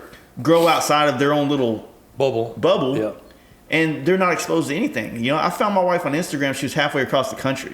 Wow. That sounds stupid. It sounds crazy, but we're fucking happy. I mean, we have our same problems like anybody else, but Yeah. we're fucking good. Yeah, you right. know? Right. And I don't feel like I wouldn't like. I respect her, and I'm like what do you call it? Like I'm inspired by her because of how she's lived her life, Right. and that kind of stuff, as Yeah. opposed to. If it was just some random chick, you know what I mean? Yeah. Right. Yeah, I don't know. I mean, not to say there's Right. anything wrong with that, but it's just finding, being exposed to different things and going out of I your think comfort zone. that's like Yeah, a for real. frequency like you have to tune into though, because I mean people can be around inspiring you. Like if you're not looking for it, or if not even if you're looking for it, if you're not ready for it, I guess you could say You can't even see it. it's not gonna happen. Yeah. You know what I mean? Like you can be. I mean, there's times when I was younger when, like, you can be around all these fucking super smart, intelligent, fucking talented ass people, and just exposed to all this shit. It doesn't mean anything. But right? it doesn't mean shit Yeah, to you. on the wavelength. Yeah. Yeah, because you're Yeah. not there yet. You know what I mean? Because you're 100%. you're not ready to think about let it. it And I go. always say this. This dude at 21 years old got to ride a bike from Dallas to Sturgis. Oh yeah, and we talked. Who about the that. fuck can't be Yeah. fucking like jealous of that in this Yeah. motorcycle industry? Yeah. No, you Don't be. Yeah, you got. You And got he was it on good, Travel man. Channel. Oh, that's on right. Travel Channel. That's right. I saw that. That's hilarious, man. Yeah, that was a real thing that That's actually awesome. happened. Yeah. But I mean, think about it. Like, I don't know. I mean, I the only great things that happened to me in my 20s was I had kids. Right. You know what I mean? And let's be honest with you, that ain't that great. Yeah, I'm like, Well- sick. I'm sick. I wasn't gonna say nothing. Look, I love my No, son. I love my kids, man. Kids I are really terrorists, do. man. But I think my kids is what, 100%. My kids are what shaped my thought process of Right. today. And I'm also super fucking happy now because my kids are older. Right. So, and I have no intention of having any more kids. So when I'm 40, my daughter will be well into her 20s. My son will be coming to his adulthood or Right. his young adulthood. Yeah. And I'll get to be a young dad to them in my Yeah. 40s, and they're in their I'm not gonna be like 50 something. I had a buddy that's 49, just had a baby. Dude, I had one that did that too. I was like, what It's are like, you what the doing, fucking man? problem, dude? Well, you'd be 66 when they're driving. Yeah. Like, what is that, man? You're not gonna Like, identify with that kid. You're Like, not God gonna bless him. I'm not identify at judging. all. I'm just saying I don't want to be Dude, that guy. as fast as technology and everything grows and how people change so quickly nowadays, that big of an age gap, so you're fucked. Like, it's just, you're not relating to anything. You know what I mean? Right. How's it been with your kid? Oh, dude, he's awesome. I'm looking at a picture of him across the room right now. He's unfortunately, he's just like his old man. He's like, he's a smart kid and he's got a big heart, and he just got a wandering mind, and He's got to find something that's gonna hone his mind into something. Yeah, he just moved in with he got his own place with a girl he likes a lot, and he's doing pretty good. It's the thing is like you at some point they're their own person, and you're hands off. I love you. I'm here for you. Let me know how I can help. Besides sending a bunch of money. Yeah. But you're out there in the world and you're on your own. Yeah, it's like and then like you let them fall. Yeah. Because my parents made big mistakes with me. I mean, again, maybe like if they hadn't helped me, I probably would be dead. Maybe it was they made mistakes, but the drugs put you back into perspective. And I'll tell you what, pain is a real good teacher. Like I've been staring at the state jail time, more than once, and was lucky not to have to go that route. Skinny white boy, Yeah. belong in there. You're enjoying MS-13? Yeah, right, exactly, dude. Totally. 5% Mexican. Totally, dude. Face tat now. But yeah, so hopefully, he won't have to learn lessons quite as hard as I did. I think we talked about this last time when you were here, but with my daughter, I emphasize a lot to her about just trying to be a dumb girl. You know what I mean? Right. But I explained to her this on Instagram. I was like, look at Instagram in a different way than you and your friends are, or your Snapchat, or whatever the fuck you're doing on social media, and start looking at people and at, like what we said earlier, like, okay, what makes up this person? Is it Jordans? Is it eyebrows? Is it, memes? I mean, what is it? Awesome. Like, Yo, what eyebrows, is it? though. And then like I have good friends that are shoe people, Yeah. So I was like, hey, look at this. Is that interesting to you? All right, now look at this one. This chick is traveling. She's Right. hiking and traveling and being exposed to other cultures and all kinds of shit. Like, what looks more fun? Like, Right. you have to hustle to have both of these. Yep. So what do you want? Do you want the idea, the experience, Or do you or want the shoes material? that won't go away? Well, it's two-dimensional people is when you were talking earlier about you have to be in the right frame of mind to really get Understand that cool concept. people and Yeah. stuff. But some people live in two dimensions, man. You know what I'm saying? They're flat. Yeah. And then, so that whole wall of selfies, that's their two dimensions they're living in. You know what I Right. mean? And Exactly. the other example is people are living in three dimensions. So it's like last year we took her to that mountain, which we're actually going back the end of April. Oh, yeah, This time we're gonna conquer Make it. it to the It- top he- of. We're gonna He's fucking lazy. conquer it. My son, I did it once, and I did it with my son once, and I almost didn't make it the second time. Yeah. It's brutal. I still smoked like a pack a day. It was freaking horrible, dude.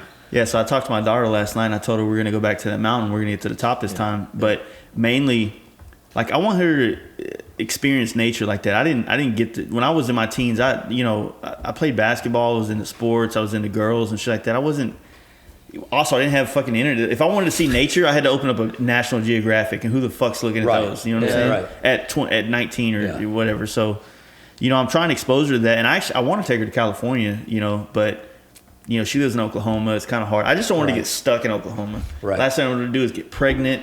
Oh, 'Cause yeah. a dude can get her pregnant and he can go on and still have his life, but she's gonna be fucked. Right. You know what I mean? Right. Yep. And Dude, I would see it having a girl, and that's tough. yeah. 'Cause, Like I said, you don't want her to be a dumb girl, and you want her to like create goals and ambitions that don't require a man to fulfill. Right. And then she'll teach she'll him chase confidence them. and yeah. And then Sure. my son's gonna be fine. He's got a great mom and right, he'll be good. He'll be easy. right, yeah. He's a little nerd, but he'll be good. Dude, I would be like, it's the quintessential. If I had Nerd a is girl, the best thing to be. Dude, you know what? Guess what, man? If he's growing up as a nerd, he's got all. Dude, he's creative as fuck, man. I don't care what. At some point in time, he's gonna do something great. Like Yeah, he's fucking creative as fuck. So it's like I have no worries about anything like that. For you, I think the hard part is like, say for instance, my daughter. You got to think like there is a whole culture of people of mumble rappers and whatever the fuck There's else an is entire and people that are eating trap. Tide Pods and That is- fucking Is that what Jesse does? that He's is- a mumble rapper? Yeah. gender appropriation people That is and all a- this crazy shit that Right. is also beating on the doorstep of my daughter's consciousness all the time as to who she is and who she's going to identify with and all this that, and the other. That Right. you're almost like, hey, all this that's all dumb. I mean, I You know? identified with like Marilyn Manson growing up. I'm still. Well, she fine. does, too. I Like, don't she kill like- cats or anything. Right, you right. know? Yeah, so I mean, Well, listen, Black Sabbath was my jam when I was Yeah. like 7, so I'm okay still. I think Supposedly. music, like idolizing musicians and shit like that, is Yeah. something you do when you're younger. one but I one think good thing you about my grew- daughter is grew out that of I really ingrained like Good fucking good music into her, or good music to before- me. Yeah. And so that's still stuck with. I mean, she does probably listen to some of the more popular things too, but Right. every once in a while, like she'll send me a picture when she's listening to Pink Floyd or some Right. Tool or something. You know what I mean? Well, And Sam I named him after I fooled his mom. She didn't know that I named him after a Grateful Dead song. She didn't know that. She thought, that's an interesting name. Like, okay, yeah, well, let's go with it. And Samson, there's a song called Samson and Delilah. And so I was on the phone with Sam. He lives in Hawaii now. Last week. And he mentioned that somebody called him Samson. He's works at a restaurant. Like, well, you going by your full name now? He goes, yeah. He goes, I fucking love my name. I was like, hell yeah. Your mom had no idea what I was doing to you. He's all into the Grateful Dead now and stuff. Same shit I was That's into. cool. It's weird. It's like full circle, you know? yeah, But to your point, at least we leave them with a little bit of piece of us, yeah. And I feel like if I might not be able to provide my kid with financial stability in certain areas in life, but if I can live by example, Right. then I think that's a Right. better teacher Yeah. than just You're not giving them something. You're I giving want them to show them. self-sufficiency. I want to show them how to be happy in life, and ultimately, as much as I like to bitch about things, I'm happy. Right. You know what I mean? I have what I want. I live how I want. Yeah. So that's the most important thing, because you can't fucking. You're never gonna find happiness in certain things that Right. people tell you to chase. You know what I'm Right. saying? Yeah. Because as soon as you get a house, as soon as you get that, like, Right. what's the next thing you have to work for? Yeah. At some point, you got to work on yourself and work on who you are and what you want. Right. The selfish you. Like, I'm a firm believer that, sometimes being a little selfish is the best thing to do, because Oh yeah. you can be a lot better person in life if you're happy. Right. No, 100%. know? I mean, you got to look, in order to be of assistance to anybody else, you have to look out for yourself first. Yeah. I mean, it's very basic, man. It's like physics, like that's what they teach Coast Guard swimmers, right? Like, you got to watch out, number one, for yourself before you take somebody to safety. They'll drown your ass. Yeah. Well, guess we can get back on topic. So what's it like down here? Like, what's the name call you? The grandfather? Oh, dude, you're gonna bring that Grandfather shit time. up. So yeah. Oh, grandfather time. So I guess people don't all. Yeah, can't not see everybody- me. yeah. So I'm like 50 years old. I got a gray ass beard. Got a sick ass T-sport. I got a sick ass fucking T-sport. Yeah. Sick paint job. But so, I just gravitate. Look, I don't know how old I am, right? On the Yeah. inside, I feel like I'm 20, 21, you Yeah. know? I mean, that's the big secret is that's when you get older, first of all, two things. The shit's coming for you too. Uh-huh. You'll be where I'm at before you fucking know it, and you won't know how you got there, if you're lucky, And number two, you're gonna feel about the same as you do right now, Yeah. right? But your vessel, your machine that you live in is gonna just be a little older. So I don't ever think about how I look, and I'm out, always rubbing elbows with these younger guys that are in the Dyna scene, and so the other day I'm talking to one of these kids I really dig, and he said something about, hey, I ran into this guy at the airport. He's a badass guy. He's got a bitch in Dyna. He's from Mexico City or something. He goes, he looks, man, it's like he's the Mexican version of you. And he goes, you better watch out. He's going to be gunning for your Father Time status. I was like, what are you talking about? Father Time? Yeah, that's what we call you. Like, fuck. So yeah, but yes, it's this shit keeps me young, man. Yeah. Right? It's like, they did say that Einstein said as you approach the speed of light, time slows down. There you go. Yes, That was so witty that I just want to stop and appreciate that. That was good. He just fucking. I think it's pretty cool that like this scene out here has a guy like you down here that's can, hell, I mean, just put things in perspective for people, conversations and shit like that. Well, dude, I mean, like we were talking about bikes being the culture and bikes being like not like a machine vehicle, but like a doorway into a type of person in a community, and being able to like get attached to like-minded people and love them. Like I've been around long enough to know that you got to tell people you love them if you care for them. Like I love you guys, and I don't give a fuck, dude. Like long awkward hugs, you get that shit from me. You know what I mean? Like, because I know we can all disappear at a moment's notice. Like Scotty Hughes, like Tito Marroquin, all people I love, and I'll think about them from time to time, and I'll cry a little bit, Right. It's just some of my best. I didn't have brothers growing up. I have a sister, which is a little bit different, and now I've got brothers, Yeah. And I could see myself getting involved in the right club maybe at some point, even as old as I am. I think yeah, for sure. Because a lot of the booze fighter guys locally, I love them. They're all good dudes. Yeah, they seem like cool people. Yeah.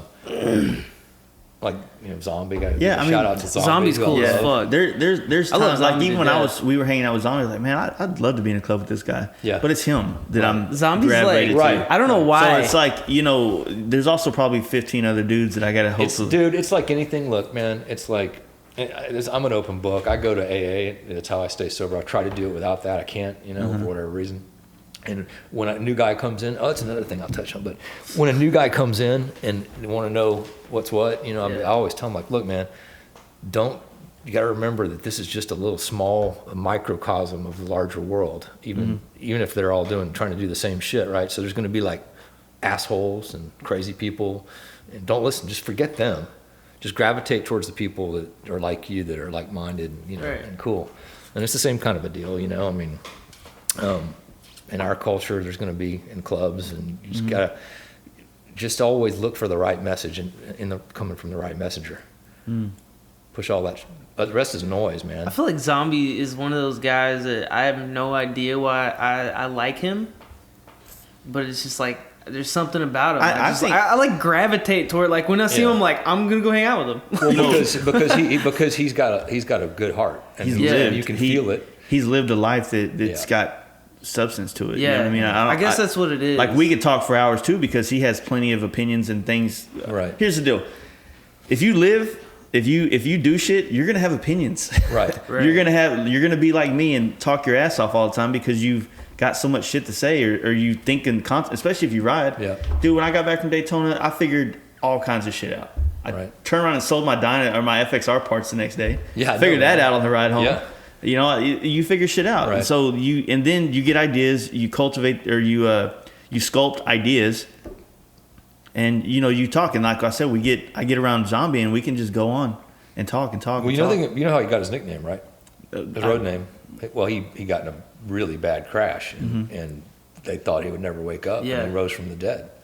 And so, I mean, that puts perspective on shit, right? Yeah. And so that's the same deal, like, with the riding on the edge, like that, it puts perspective on shit. Like it shows you how momentary and how fleeting everything is, because you're right there, like, especially like you come back after, it's like that meme with the cat that comes back, it's got that look on its face, just wide eyes, like, oh, like that was a close call, you know, like you come back from a ride and you have a close call, it's like, man, you're alive, you know what I mean? And so I think it's that kind of perspective is why Zombie is why he's so lovable, right? And he's a lot like us. I mean, we all have big hearts, and when I see you or I see Zombie, or you're gonna feel love for me, right? And that's why. I mean, that's my theory on that. Yeah, that's cool. Yeah. So you're thinking about the Booze Fighters chapter? How does that work with you not doing alcohol? I know, it's an interesting question. I probably would be quiet about that. They may be listening. But no, there's some guys that I really, I mean, you know, like Freak Show, who I really, really dig. He's a good dude. And I've ridden with him a couple of times.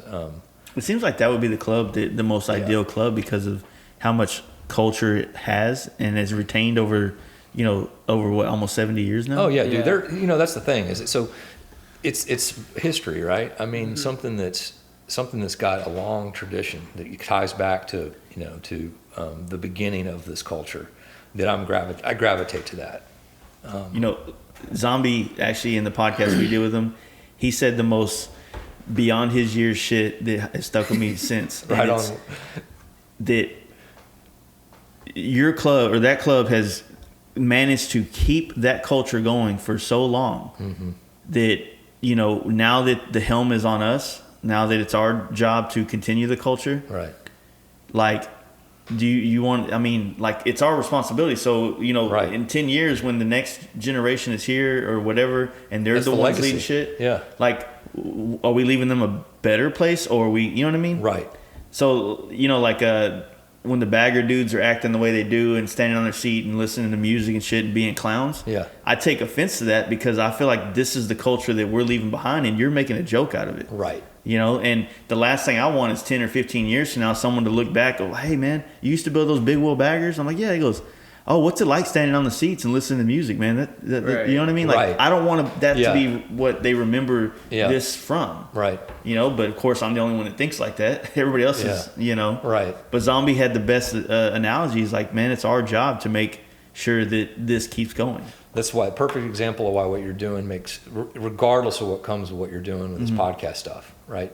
I mean, because I'd like to hope that, knowing you're choosing all the people that are going to have the message that we want all the young people Yeah, to hear, you know, it's around what the culture is about, you know. I mean, and look, let's face it, motorcycles are just fucking fun. Yeah. I mean, forget the culture; they're intertwined. So I'm not going to lie, they're toys. They're fun, but at the same time, they're also all this other shit. You know. Yeah, it's a crazy thing, and I don't know why, you know, some of that responsibility of carrying this culture on lands on some of us, or some of us take on that, you know, that role. But I think it's the people that really, really do love this shit a little bit more than most people love it. Right. You know what I mean? Like, there's nothing there, and we're not having a pissing match over who loves it more. Right. It's just that some of us are in a position to do things and carry it on, and some of us are just in a position to take from it. You know, so just before I forget it, one of the interesting things that's been happening to me, you know, since folks see me around the scene, not drinking and not smoking, and having people seek me out, and because, I mean, let's face it, man, motorcycle culture, there's a lot of hard partying that goes on. Oh, yeah. Right? I mean, and there's nothing wrong with it. If you can handle your shit, fucking go for it, you know? I'd be drinking right now when you guys pull up at 10 a.m. if I could pull it off. But I've got people that come to me and see me having a good time, you know, smashing miles on my Dyna and, you know, living life, and they have a problem, and, you know, they seek me out, and I'm able to help them. And, you know, dude, I'm getting chills right now. That's like fucking, you know, that's icing on the cake, because not only am I with my people and my culture, but there are people who need help, and, you know, that they see that it's possible to, like, be in the culture and not get loaded. I think it's awesome that the guys down here, and even like, because you're pretty active on like all the Facebook message groups and all the different boards that are out there, right? And you're always super positive on there, so you're carrying on that deal, and people like you put off that like easy to talk to kind of vibe, so people can tell you shit. And I think that in the motorcycle world, a lot of us are, you know, carrying on that hard ass role that, you know, we might not be able to talk about our girlfriends, like, because we're all big dick swingers and things like that to most of us. But you get around the right people, and we're all still badass bikers, but we can talk about, you know, the shortcomings of being a human. You know what I mean? Well, you know, dude, I mean, to be quite honest with you, that's the thing, is that I feel like what I've learned most about the culture and the people that are in it is that the exterior for the general public is keep the fuck away. I'm rocking my Nazi, you know, my swastika and my bowls. You know, get the fuck away from me. Like, I'm, you know, like a Black Widow has that red marking that says to nature, keep the fuck away, I'm dangerous.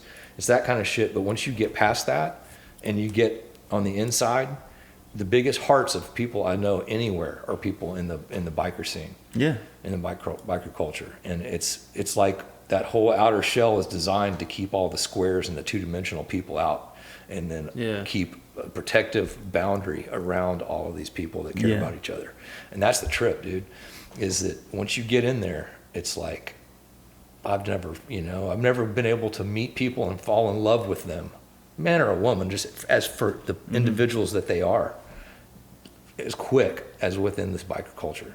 Yeah, because people are for real. And there's, again, just that 20% that are just fashion accessory people, that really aren't on the inside, that, kind of flirt with the stuff. And that's cool, I mean, we need them to help pay our bills. So. They actually, it's probably more like that's the 80%. Yeah, I mean, and what's crazy is like, there's so many different levels of, since we work on bikes, man, we've had customers that were like just getting their toes wet in the motorcycle. Some of them that got their feet wet. Some of them that are fucking drowning. Right. Just so many different levels of commitment to motorcycles. And sometimes, it is just a weekend guy, but he's still connected in a way that he has his life figured out so much better than all of us have it. Right. To where he can, he can go put that vest on, and he's now living the life that he wants to. Right. But then he knows how to put it up in the closet and put it away for the week to get his job done, and then go back to it. And there's nothing wrong with that. I mean, no, you can't knock it. Look, the guys out there, I mean, they're out there smashing miles too, right? I mean, it's just that, I think where you see people who are, MC guys and really invested biker culture people bash on like weekend warriors is the ones that have the douchey attitude and they're insecure. And just a superficial, man. Look, I don't care who you are as long as you recognize who you are. Like me, dude. Look, I've got my computer set up where I'm a corporate guy. You know what I mean? Like I don't pretend to be anything I'm not. You know what I mean? I'm just real. Yeah. But there's people out there that go and then they pretend they like this iron on MC shit. You know what I mean? That they're going to be out there pretending like they're gangsters, and then they're going to go get in their cop cruiser on Monday. Like, come on, dude, just be who you are. Be real.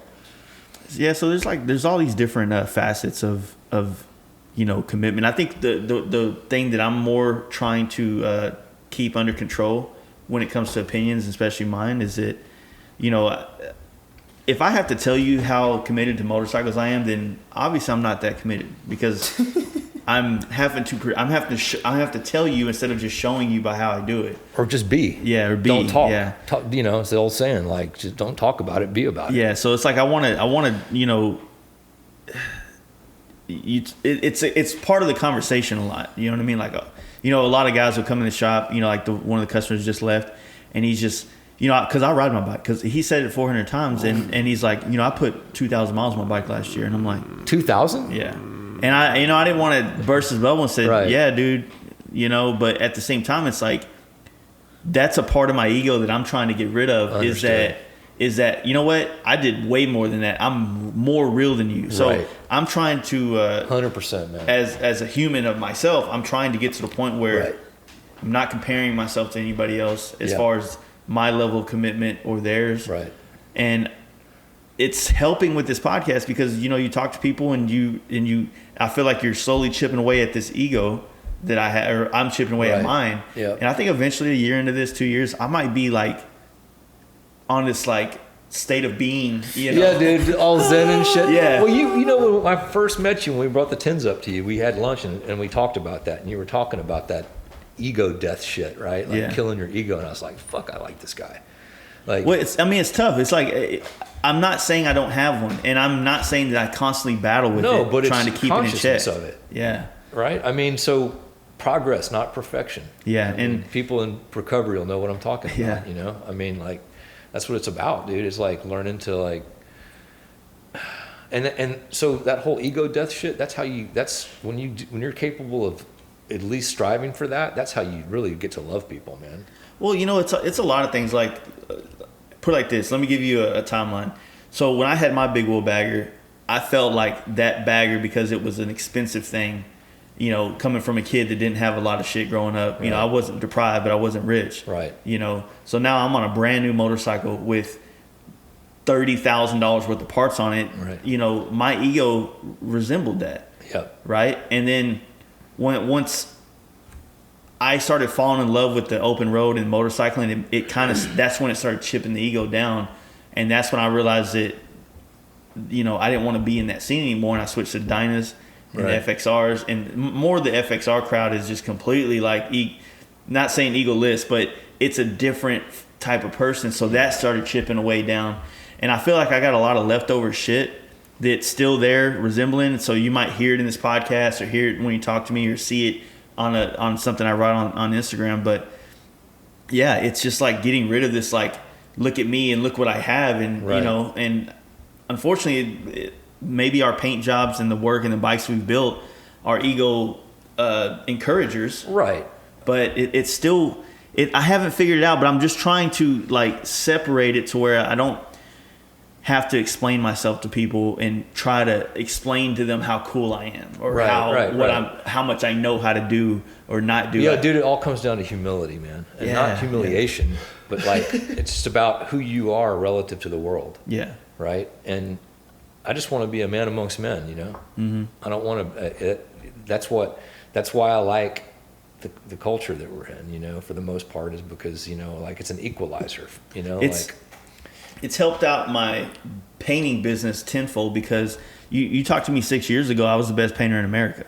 Right. 100%. Like nobody could, I could do anything, you know, and then the humility, like you said, of looking at my work and other people's work without egotistical eyes. Right. I realized where I was lacking. I realized, you know, things that other people saw because my ego was in the way of looking at my flaws.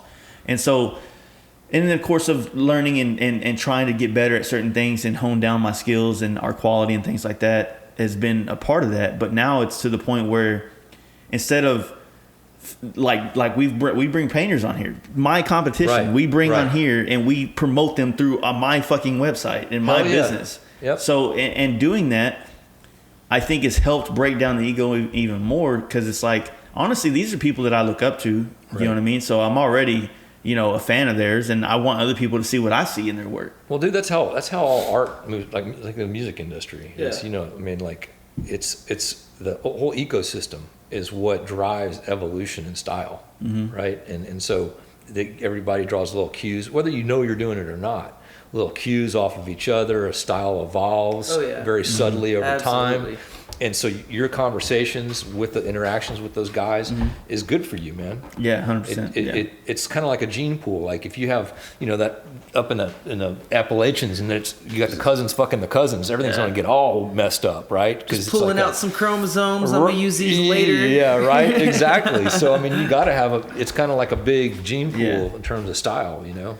Well, I think the only downside to this so far is the more I talk to other painters and the more I talk to this, the more I don't even want to paint anymore. It's just I just want to have conversations and do that. You know, it's like it kind of I guess maybe that competitive ego nature that I had was what made me never look at painting like I was ever going to not want to do this anymore. Right. And now that's been slowly broken down, it's like I don't want to be in that competition with other people anymore. Yeah. You know what I mean? Right. Like, I don't want that anxiety of like, oh man, you know, I wonder if this is as good as his, or, I mean, of course I can't quit. I mean, it's my only livelihood, but you know, you just got to do your thing, man. Well, I want to find a way to get back to where I can paint bikes for fun, for a hobby, for like, you know, like we have, you know, I have a job or I'll do something in the motorcycle industry that takes care of us. Right. But then, you can do your own show bikes. Or, we can work on our own shit. So I think it'll help make it to where when we do things that it's,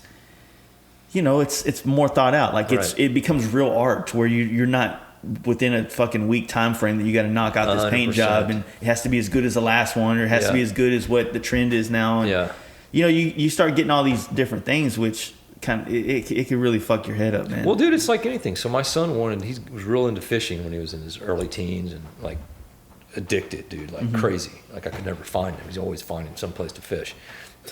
And then he thought he wanted to be a fishing guide, you know? And I'm like, well, you got to be careful with that shit. Because, like, you love what you do. But if you do it as a profession, it becomes labor. And you have to, like you said, it becomes a practicality. And then before you know it, it's like a grind, you know? And so I warned him about that. I was like, dude, you got to be sure that you're passionate about it enough and willing to take a hit on passion at the same time to make it a career. Because it can ruin the joy. Totally can. You know, because I feel like as long as there's somewhere to grow or somehow to grow with it, then you never really truly lose the passion for it. But once you hit a certain, you get burnt out. You get burnt out. You hit a point and it crescendos, and then you just you're on a downward spiral into fucking hating your job. Right. Well, dude, a job is a job. I mean, let's just be honest. But I mean, okay, so like, say I became a professional musician or for painting or whatever, it's like when you first get into it and you're getting paid for it, you're like, fuck yeah, this is dope. And then you push yourself harder to grow, and then you make more money and you do this and this and this, and then you hit a point, you kind of hit a wall, and it's like do I want to grow in this way, or do I want to branch off of this tree and do something else? Yeah. You know what I mean? So like, say I want to go from music to like, I just want to produce, I don't want to do music anymore. Right. You know what I mean? But it's like, I feel like as long as there's a path to go, and you're still getting paid for it, you're never going to get burnt out. But if you stay on that one spot, then that's when it becomes a grind. As long if you don't allow yourself to grow with it. I think maybe like, so to, you know, what we were touched on this earlier is like, you have to, at the same time you're just doing the daily grind, if you want that, and you don't want to burn out, and you want to have options and a path, you have to be thinking a little bit long term. You know? And like, well, where can this go?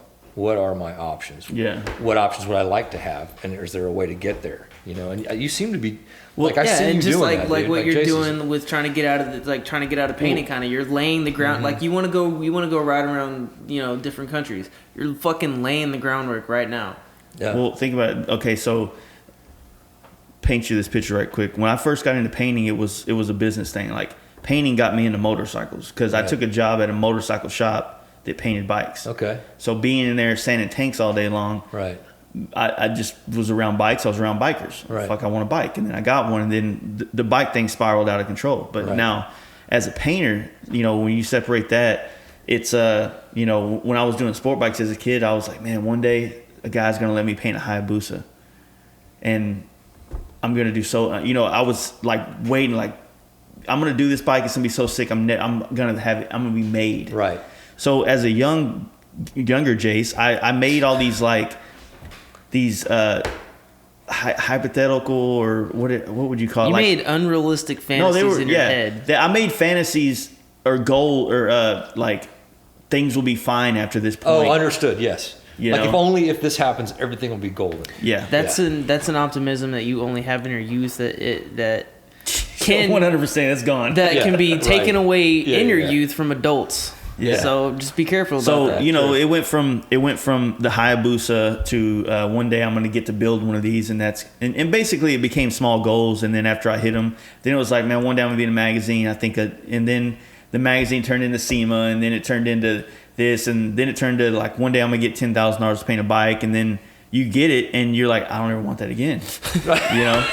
And so basically, you know, never happy. Yeah. Basically, it is. It's a bad case of the grass is always greener, right? But I'm trying to put it in perspective that also, like, now that the mortality thing comes into play. Like, okay, I've been painting bikes and having a good time for 14, 15 years now, right? It's great. But now we're at a point where I'm 35. I have no retirement.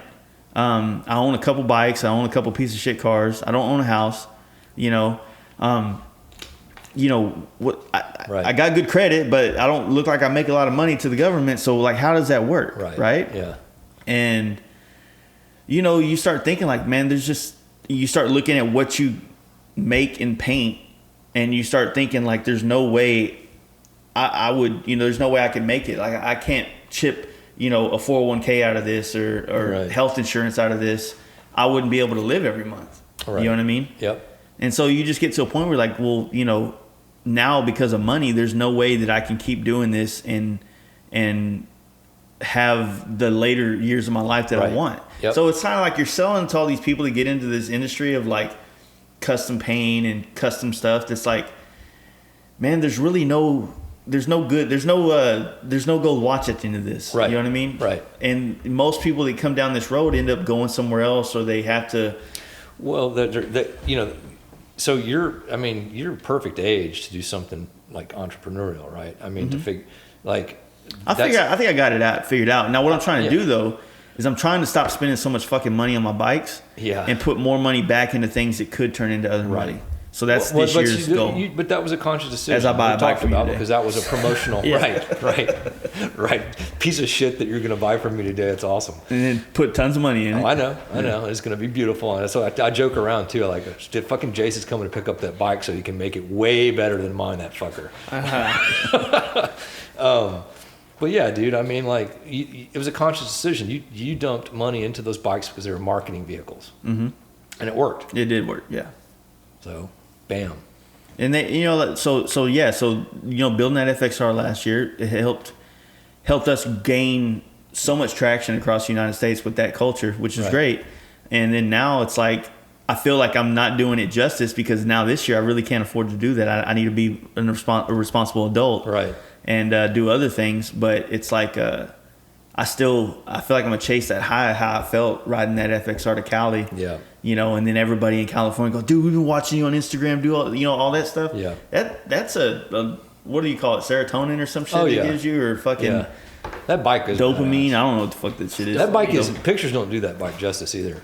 It doesn't look right in pictures. Like when you see it, it's like it's just, there's no bike like that one. Yeah. It's so is that guy gonna keep the paint? Yeah. Okay. Dude wants to paint, like even the numbers on the side, he's like, dude, I love it ever since you did that bike. So I was super thankful to find somebody that was not gonna just appreciative. Take parts. Yeah. Because I sold it for basically what you would pretty much buy the parts for. Right. But it's just one of those deals. Like I needed to make myself change, because there's no way I would have took that bike apart, repainted it, redid something else, and then took a total loss in it in the end. So, but now at least this way, and it's going to Hawaii actually. Yeah, that's right. You're telling me that. That's so awesome. That's a cool thing. But so what are you doing with the motor and the frame? You're keeping it or no? What I want to do is I'm gonna have Mark go back through the motor.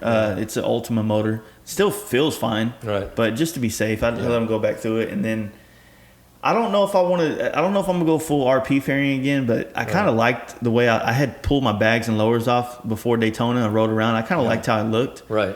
And so I just want to build another FXR based off that thing. Yeah. It's gonna be your mile killer. No, I'm just gonna build it super clean, super nice, and then sell it. And what's the story with the bagger? Are you keeping that? I want to get rid of that as soon as I can. Okay. I just don't dig it. What are you gonna do? I mean, you need a long mile bike because you do so much miles. So. I really don't. Well, here's the deal. This year is gonna be vanning.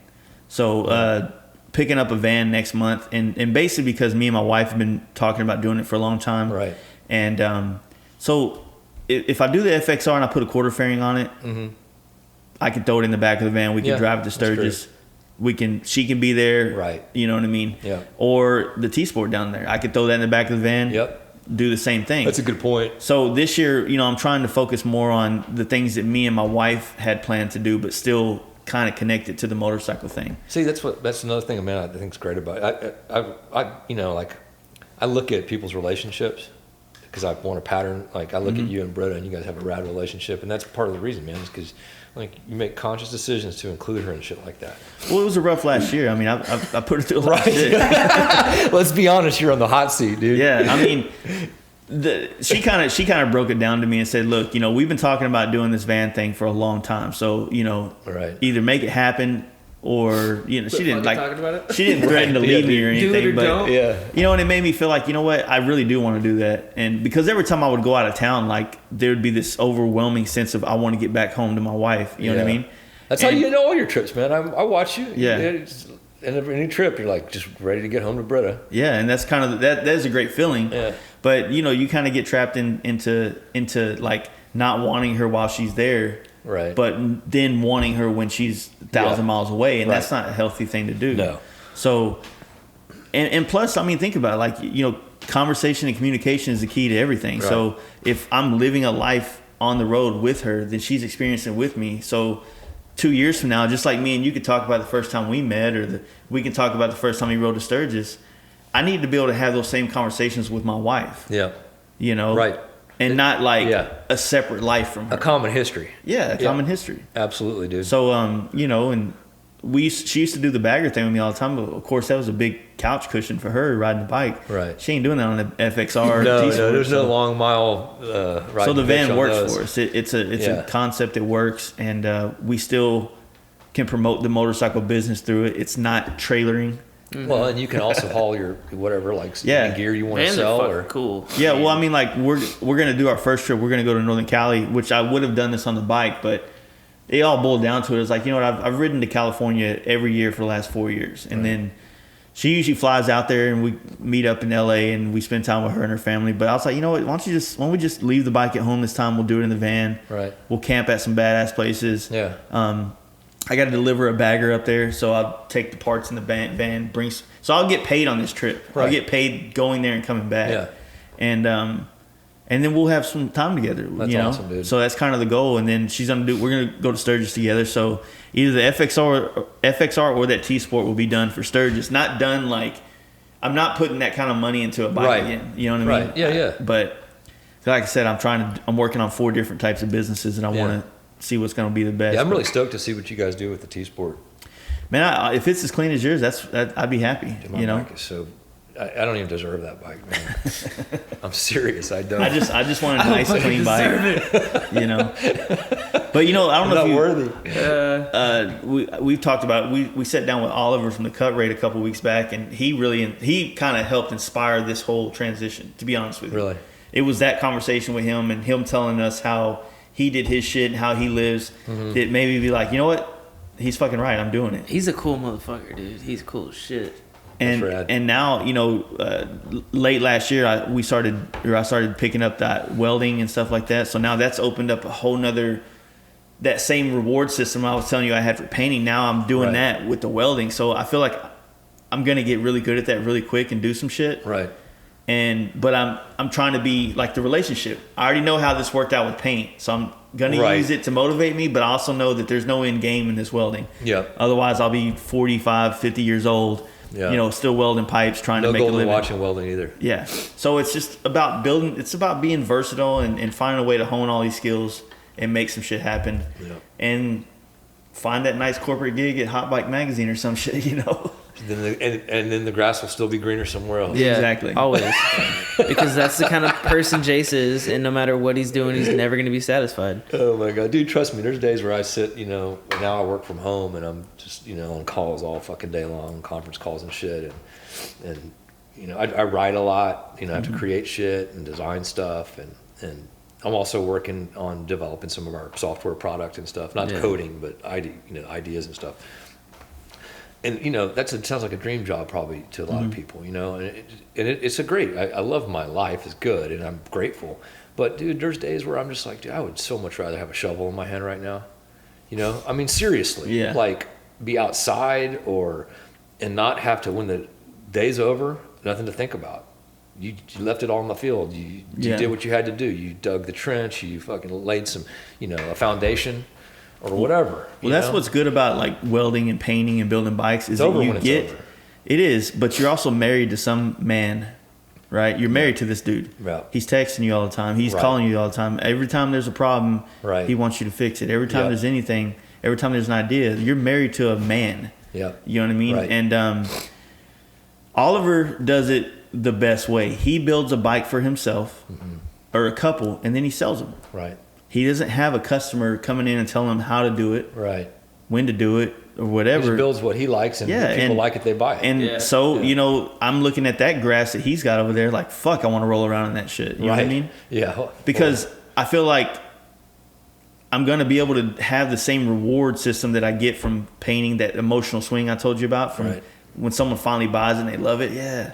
But I mean, I'm sure that it's going to have its own sets of problems, its own set of setbacks. But honestly, you know, I'm just kind of tired of my problems and setbacks. I want some new ones. Yeah, that hell are- yeah, man. that Well, are- I mean, that's the thing too. Like, you know, like we were talking about how you can get comfortable in pain, right? I mean, it's just like you just got to trade your pain and your joy. You know, Yeah. mix it up. Just keep moving. So the other day when I had to leave my shop, man, it was like, you know what? Fuck all this. You know, like I can jump in that van. I can put my airbrush in there and a pinstripe brush, and I can go make money all over the country. Right. You know, I have enough friends, have enough shops across country that trust me, Yep. it ain't going to take me much to live out of that van. You No. know what I mean? And a lot of people are probably looking at, look at this bum and loser, but I'm like, freedom, you know, I'm like fucking happy, you know? Oh, yeah, dude. But there's also that part of like, you know what? I think I missed that part of my life to where I could be that hippie-like. Yeah. You know, now That's exactly what I was just thinking. yeah, was, I missed that part. So there still has to be some responsibility, and I still have to Right. constantly build this foundation for something. You know, otherwise I spend the next 5 years living like that, and then I'm starting right back at 35. So reality's a motherfucker, right? So Yeah. you either pay now or you pay later, right? So meaning, like, you get to be completely free now, do whatever the fuck you want, and then later on, like, you know, who's gonna change your fucking diapers, Exactly. right? I mean, let's face it, we're gonna get old, And you know, there's you see those movies where this man, you know, what was the end of that Pearl Harbor movie or the Saving Private Ryan when Yeah. that guy's looking at the grave of the soldiers that saved his life and he's crying because he did what those dudes sacrificed his life so he can live. So then he's built this great family based on Right. their sacrifice, right? Right. So you think in life like, man, I want to do my life justice and build something great that I'm going to leave behind. Right. Whether it be a family, a great one, a legacy like Yeah. that, or whatever the case may be. But then there's this new age mentality of like, there's just too much shit to do and not enough Yeah. time to stay Right. put. You know what I mean? So it's a weird conflicting emotional pull in so many different directions. It's hard to focus on what's the you ever right. think about what happens when, you know, you get into moments where you think, like, or like the friend dies or whatever, you wonder, like, what are people gonna think about me when I'm gone? You know, like, Oh yeah. like, so, I mean, you know, like, I just wanted people to have felt loved and have a few laughs. Yeah. And if that's all I leave behind, you know, and a son who loved me, then I'm successful.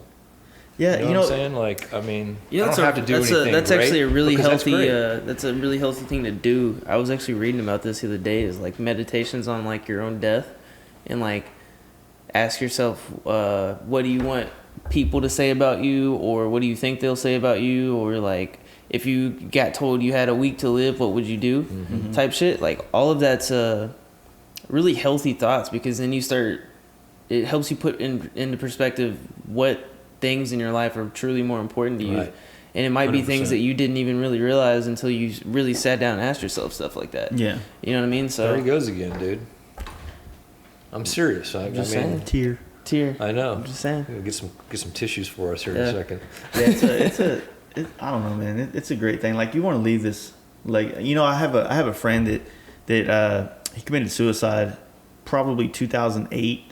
My best Ish. friend did that too. Yeah. Yeah. And we were close at one point, and then we kind of, you know, different lives, different direction. And then he came back into my life a little bit for a week, and then he shot himself. Wow. And he was real big in a motorcycle club, and so my connection to him is only his motorcycle club that he used to be in. So Right. when I'm around them, like we reminisce and talk about it. Yeah. And I have the back seat to his motorcycle that I painted for him and he built. Right. Yeah. It was the second bike that I ever had in a magazine, right? So it was pretty sentimental to me. Sure.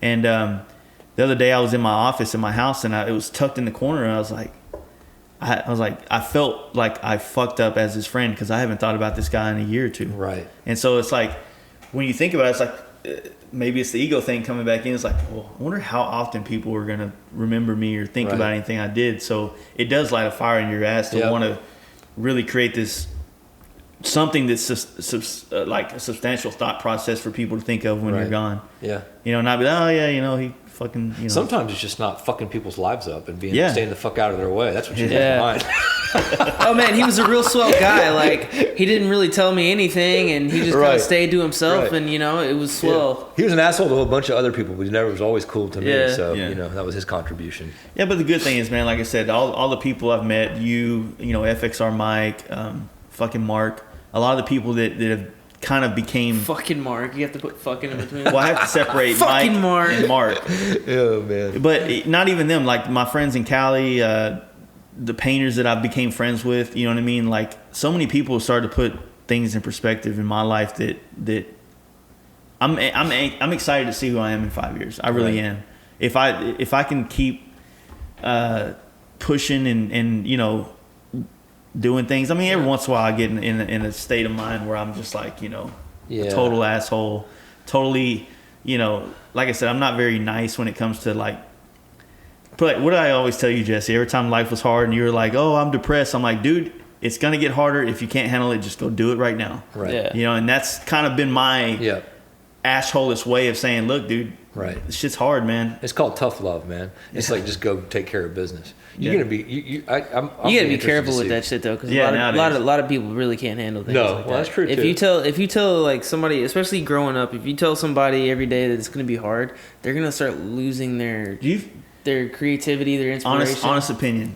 Do you feel like it's technically got harder or easier? Oh, just life in general? I think over it's time? I'm gonna give you my thing. I think it's life has got harder, but your ability to deal with it's got better, so it doesn't maybe in some instances. Oh, you mean so in my lifetime? It's always so you know how like when you graduate, like you look at getting out of middle school and you're like everything's gonna be okay. When I get to... I dropped out. Oh, you did. My point is this. Whenever you look at... Forget this ne'er-do-well over here, man. But you get... As we talked about it earlier, like, you always think, like, if you just get here, and it's just going to be okay, and I knew it was it's not going to be hard, and it's going to be easier. It never does. Always harder. I never in my life ever lied to myself and said, "Hey, if I get here, it's going to be okay. I'm going to have it made." Yeah, I never you're did like that. wise beyond your years, man. Something's wrong with you. How old are you really? 22. No, you're not. You got to be older than that. Yeah, I'm 22. But He's a piece of shit, but I take all credit for that. That's awesome, dude. But like I never, that's kind of why, like, okay, so I dropped out my senior year, but it wasn't because like I never did drugs, I never did anything stupid. I mean, I partied, but I didn't really party you were too hard. Smart for your own good, I bet. And I really needed him to send parts at the shop, and his school was getting really in the way. Yeah, that's honestly kind of how it went down too. But cheap labor is hard to find. But it's awesome, child labor, dude. I mean, oh, dude, that was $100 a week. Yeah, in high school. Yeah, in high school, all my friends are making more money than me at Whataburger, and I'm over here like, man, fuck y'all.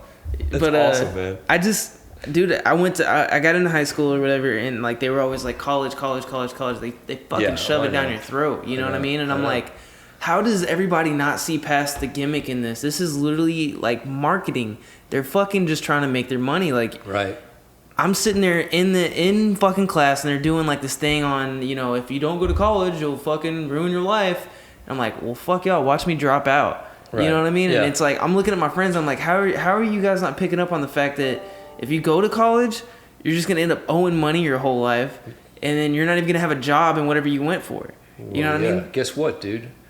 My friends who are electricians and plumbers make more than I do. Trade. They make more than I do. And then that was another conversation we've had before is apprenticeships. That shit should be around. Like, I don't know why that's dying, because, yeah, you make little to nothing doing apprenticeships, but you're not paying to learn. Right. You know what I mean? Yep. So then you're getting paid to learn. Exactly. So it's you'd be dumb not to fucking do it, but nowadays they don't fucking offer it. Yeah, exactly. Yeah. But look at it like this: like the great thing about like social media now is it's glorified those types of jobs that people thought were shit forever. Right. Yeah. So now you go look at a plumber and he's taking pictures of what he's doing, and there's so many people out there that identify with that. Because it makes that a popularity. Like welding is cool now. I mean, well, a lot of it, like Mike Rowe guy, I like that dude. Yeah, love that he's dude. he's like, look, we need those people. You know what I mean? And frankly, like I said, man, there's something to be said for that. Like it's more soul in that than there is in corporate gigs. Mm-hmm. I mean, that's just my opinion. There's more soul in using your hands to do something. Well, it's like you said before. It's like the corporate gig is going to be the bounce around. Yeah. You know what I mean? Like it seems as though a lot of corporations come and go. So it's like, you're here for 6 months, a year, and then you're there, and then you're here. Right. Well, I mean, yes, that can also be the same thing if you're a welder or plumber or electrician, but you're still doing the same thing. Right. It's just maybe, and I don't know. I mean, I tried the architecture thing when I was a kid, and I couldn't sit in that room. You know what I mean? I've got horrible ADD. I don't know about you guys. Yeah. That always makes it hard for me, no matter what I do. Anytime I'm at the shop and I'm like, thinking of all the other things I could have done in my life, which is nothing. Right.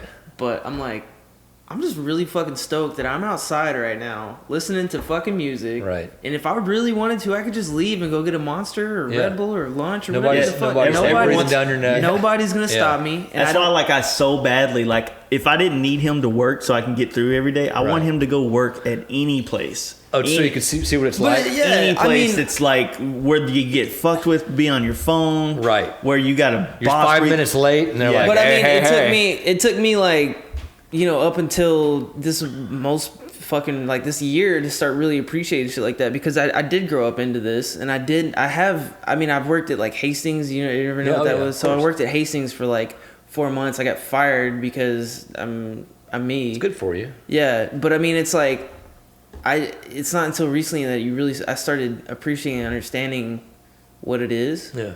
And it's like, if I had a fucking office job and I'm like any of my friends and they just go in there and they sit there and they sell fucking security systems, like, Right. you know, whatever, I'd be fucking miserable. Oh, you know what I yeah. mean? Like, That's why it's like when you kind of like, for me, listening to you talk about how bad how depressed you are, which you haven't really been that way in years, but I'm like, dude, that was when I was That's an early 20s thing. I was by the way. 18. Yeah. I'm not like that anymore, but when I was 18, he's in the depressed phase. Yeah. Yeah, no, It's no, like no, a no, woe no, is no. me. It Fucking wasn't. It everything's wasn't. terrible. It wasn't like a woe is me. It was like I think I was 19. It's like, I what's was the point, 19 right? and What's the point? I was in this relationship with this chick, and then like we broke up, and then like it really fucked me up. But that wasn't the issue. It's like I started realizing all my flaws from the relationship Right. and things that I needed to work on, and like my own ego and shit like that. Yeah. And I realized that a lot of it had to do with just me being ignorant to their situations. Right. You know, like not being understanding, not communicating. Self-centered, man. And so then and that's exactly what it was. I was 19, I was arrogant as fuck, you know, I was skinny, I was 30 pounds lighter than I am now, and I'm only 22, so I'm really worried. Right. But I mean, like, I was fucking arrogant, you know what I mean? And it's like, after I realized all this shit was wrong and all these things I was doing was fucked up, then I started having like this lack of confidence in myself, and like shit just started spiraling out of control, and I was like, fuck everything, you know what I mean? And I went through that, and now coming out on the other side, I think that's why I can be sitting here having conversations like these, is because I really stopped and looked at myself, and I started understanding, like, you know, I'm not fucking invincible. Right. I'm not fucking amazing. I'm not going to be hot forever. I'm not going to be this. I'm not going to be that. You know what I mean? You know what I mean? Look how hot this motherfucker is. You know what I mean? Like, I'm serious though. Dude, I like, just fell in love with this kid, man. like, I'm serious though. Like, You got to get your stripper days out of your system. Yeah, right? Exactly. 100%. So then that whole time I was just a super whore. I was a slut. No, but for real, like, you start realizing all this shit, and then you're like, you appreciate things more. And you just have to take a step back from your own life and Right. really see the things you're taking so for that's granted. humility. Yeah. That's what that is. Yeah. That's humility. I mean, it's a priceless thing to have, man. Mm-hmm. Some people get it from getting their ass handed to them. Yeah. Big time. Absolutely. Like I did more than once Yeah. before I figured out I couldn't take, any kind of dope or shit, Yeah. Yeah. But yeah, man, you got some good shit going. Don't forget that shit. No, I mean, Well, nobody take that away I don't from feel you. like that's anything you could ever truly forget. I mean, it's kind Probably of not. ingrained. Yeah, you shouldn't Especially grow at from like it. such a fucking young age that Right. I let it affect me like that. Part of it comes from him. Oh, yeah, slave dude. labor. Part of that comes from him. A doing lot the of my, favor I mean, me and putting him will slave sit labor. and fucking debate philosophies while we're drunk till 3 a.m. and argue like a motherfucker. But I mean, a lot of the shit that I know now is things that he's talked about and I've picked up on, or Right. anything like, I mean. Yeah, that's why when he tries to tell me about it later on, like he knows more about it. You're like, wait, I'm I told you Hold that. the fuck up. Just he might, because- hey, you know what? He might have told me, but I took it the next step. Well, you took it to the next level. Like, who knows, man? He's getting old. He could be Yeah. forgetting shit. Yeah, he's so you got to forgetting remind shit. him. He's forgetting. 100% yes. We're getting shit all the time. No, but that's what's cool about all this stuff. And I mean, and hopefully if I did move to California, then he would come. And like I said, I want the connections that I built over there Right. to stem off into my family so that my family can branch out more. Right. You know what I mean? We Yeah. need to get the fuck out of Texas. 'Cause Like, we're a everybody very centralized Everybody in family. our fucking family is literally within 30 miles. And then my Oh, wife, yeah. Britta, she's got a grandfather in Alaska. Her dad and brother and aunts are in L.A. Right. She has grandmothers in fucking Oklahoma. She has Everybody's spread out. Yeah, she has family in Austin. She has family in fucking Hawaii. It's like, it's kind of like what I'm building with all these friends in the motorcycle world. I'm building this like motorcycle family all over the country. So now I have a reason to go to fucking, you know, Boston and fucking Florida and Pittsburgh and all these other places. Dude, that's another thing about this whole deal is awesome. Is it like, you know, I mean, you know, social media. So this is a really trippy deal.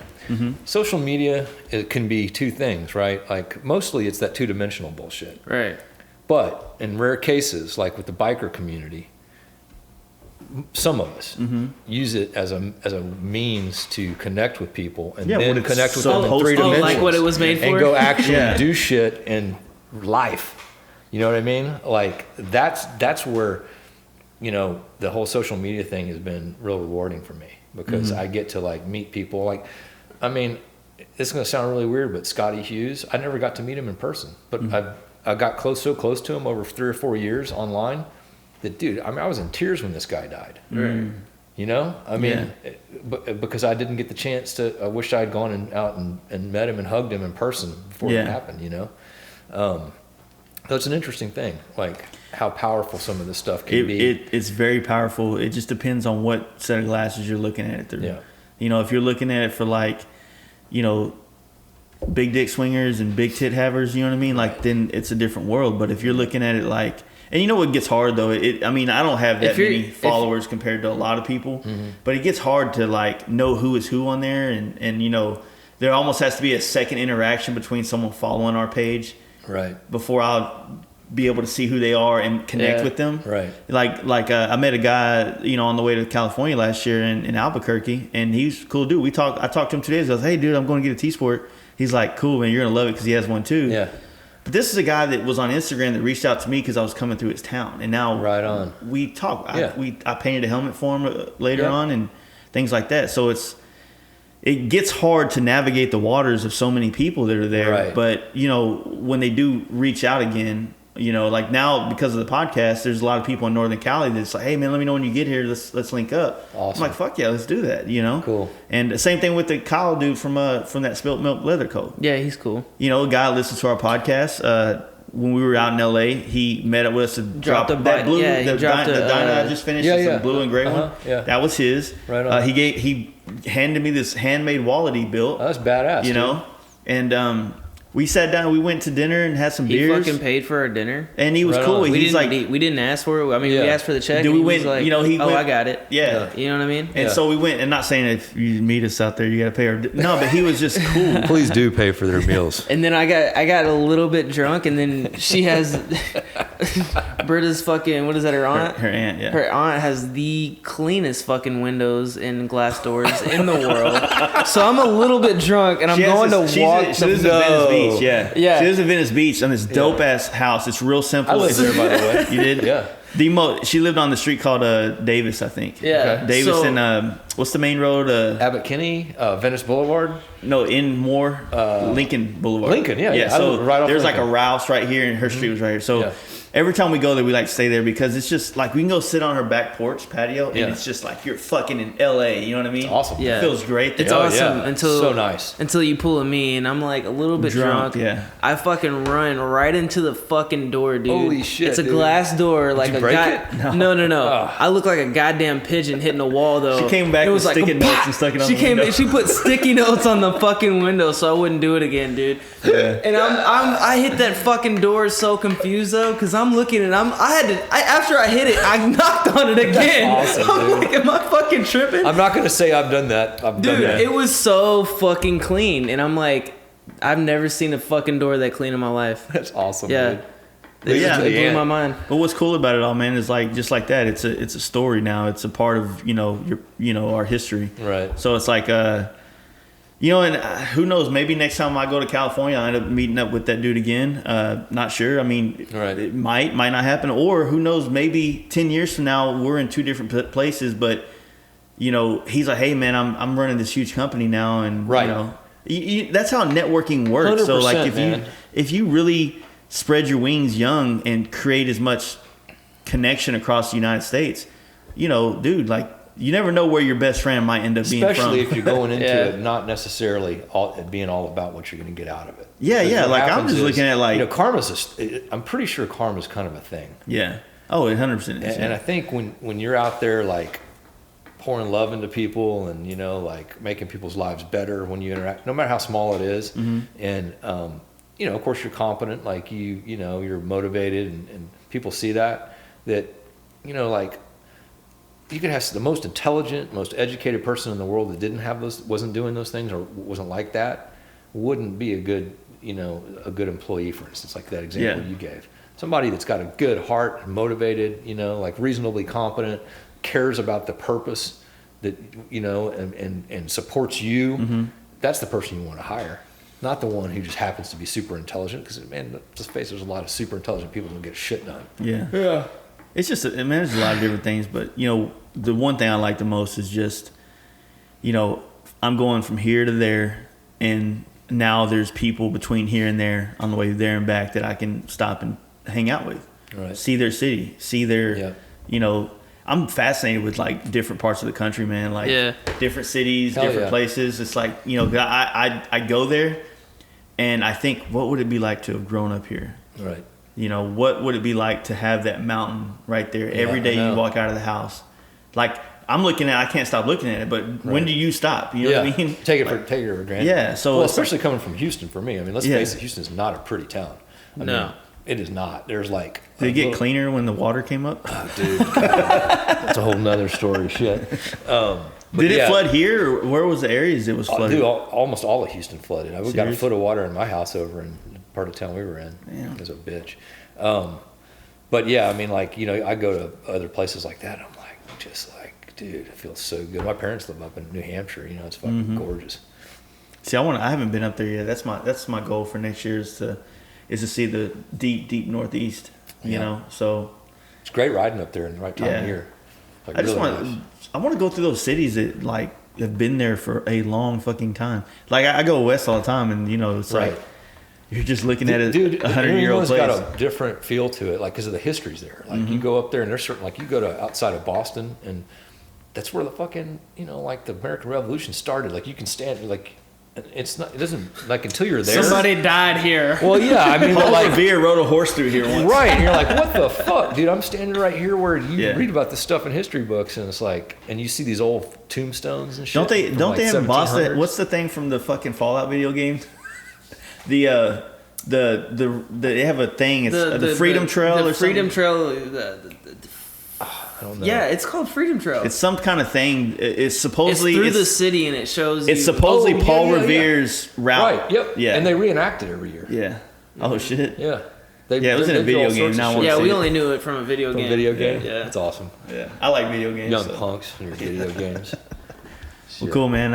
I guess we can. It's almost how long? We've been going about 2.5 hours. Are you serious? Yeah. Wow, how'd that happen? You get talking, man. Philosophies. Now we're gonna go eat and talk more. Hell yeah, dude. Yeah. Let's do it. That's awesome. All right. Love well, you guys. what's all your shit on Facebook, Instagram, all that, so people Oh can shit, dude. I mean, befriend you? Or, I'm what would- at Brand Warrior, just like it sounds, on Instagram, and my name's Adam Gould on Facebook. Live in Houston. Gould. Gould, like that old actor Elliot Gould. Only I'm not rich or funny. There you go. All right, man. We appreciate it. Yeah, we love you guys, man. So if you guys dig that, then also if you're listening on iTunes right now, it'd be really, really sweet if you rate this podcast, you know. And if you're listening on YouTube, you should definitely like and subscribe, because everything you do helps. And if you're not into doing donations to the Patreon or anything like that, at least like and subscribe or rate our shit, you know. All of it helps. For sure. Like we said, that whole conversation was probably a lot further off topic than we usually do. And you know, it's just a conversation. Like, we sat down with our friend and we just talked about shit that came to mind, you know, and Yeah. I don't think we have all those thoughts like purely worked out yet, but I think they're good infant thoughts that we're working on. Right, yeah. But yeah, Adam's a solid dude. He's a good friend of ours, and you know, he's just a happy person to be around. So, hope you guys like that. don't forget to check out our sponsors, Texas Performance MC, TexasPerformanceMC.com. Fuck with Mark. He's a close friend of ours. Also, you'll be able to see him, catch us and him all in the same place this weekend. I think we'll be at Green Harley Davidson as well on Friday, as well as what would you call it? Oh, as well as Giddy Up, and we'll be camping Friday and Saturday night. So hopefully we can meet some of you cats out there and shake your hand and high five you and all that cool Steal your stuff. beer. Yeah. Just kidding. Danger Dan MC Shop Tees. Don't forget about him, the T-shirt of the month club, and don't forget to put Fast Life at checkout. Get $3 off the first month. MCShopTS.com. Don't forget to also follow him on Instagram at Danger Dan Talk Shop. Also on MC Shop Tees. And follow all the cool shit he's doing. He will also be at Giddy Up, and I think he'll have shirts and other things that you can do as well there. So don't forget to check him out as well. And like Jesse just said, you know, if you're following us, or if you're listening to us on iTunes, please go and rate. You don't have to give us a review, but all that shit helps. You know, Yeah. if you give us a review and this, and it helps other people who might be searching for a podcast to listen to, you know, I don't Find know about us. you, but I look at reviews sometimes. Oh yeah. So Before I waste 2 hours of my time. yeah, so you know, that shit helps us and we appreciate it. Don't forget to also do all our website stuff, you know. Yeah.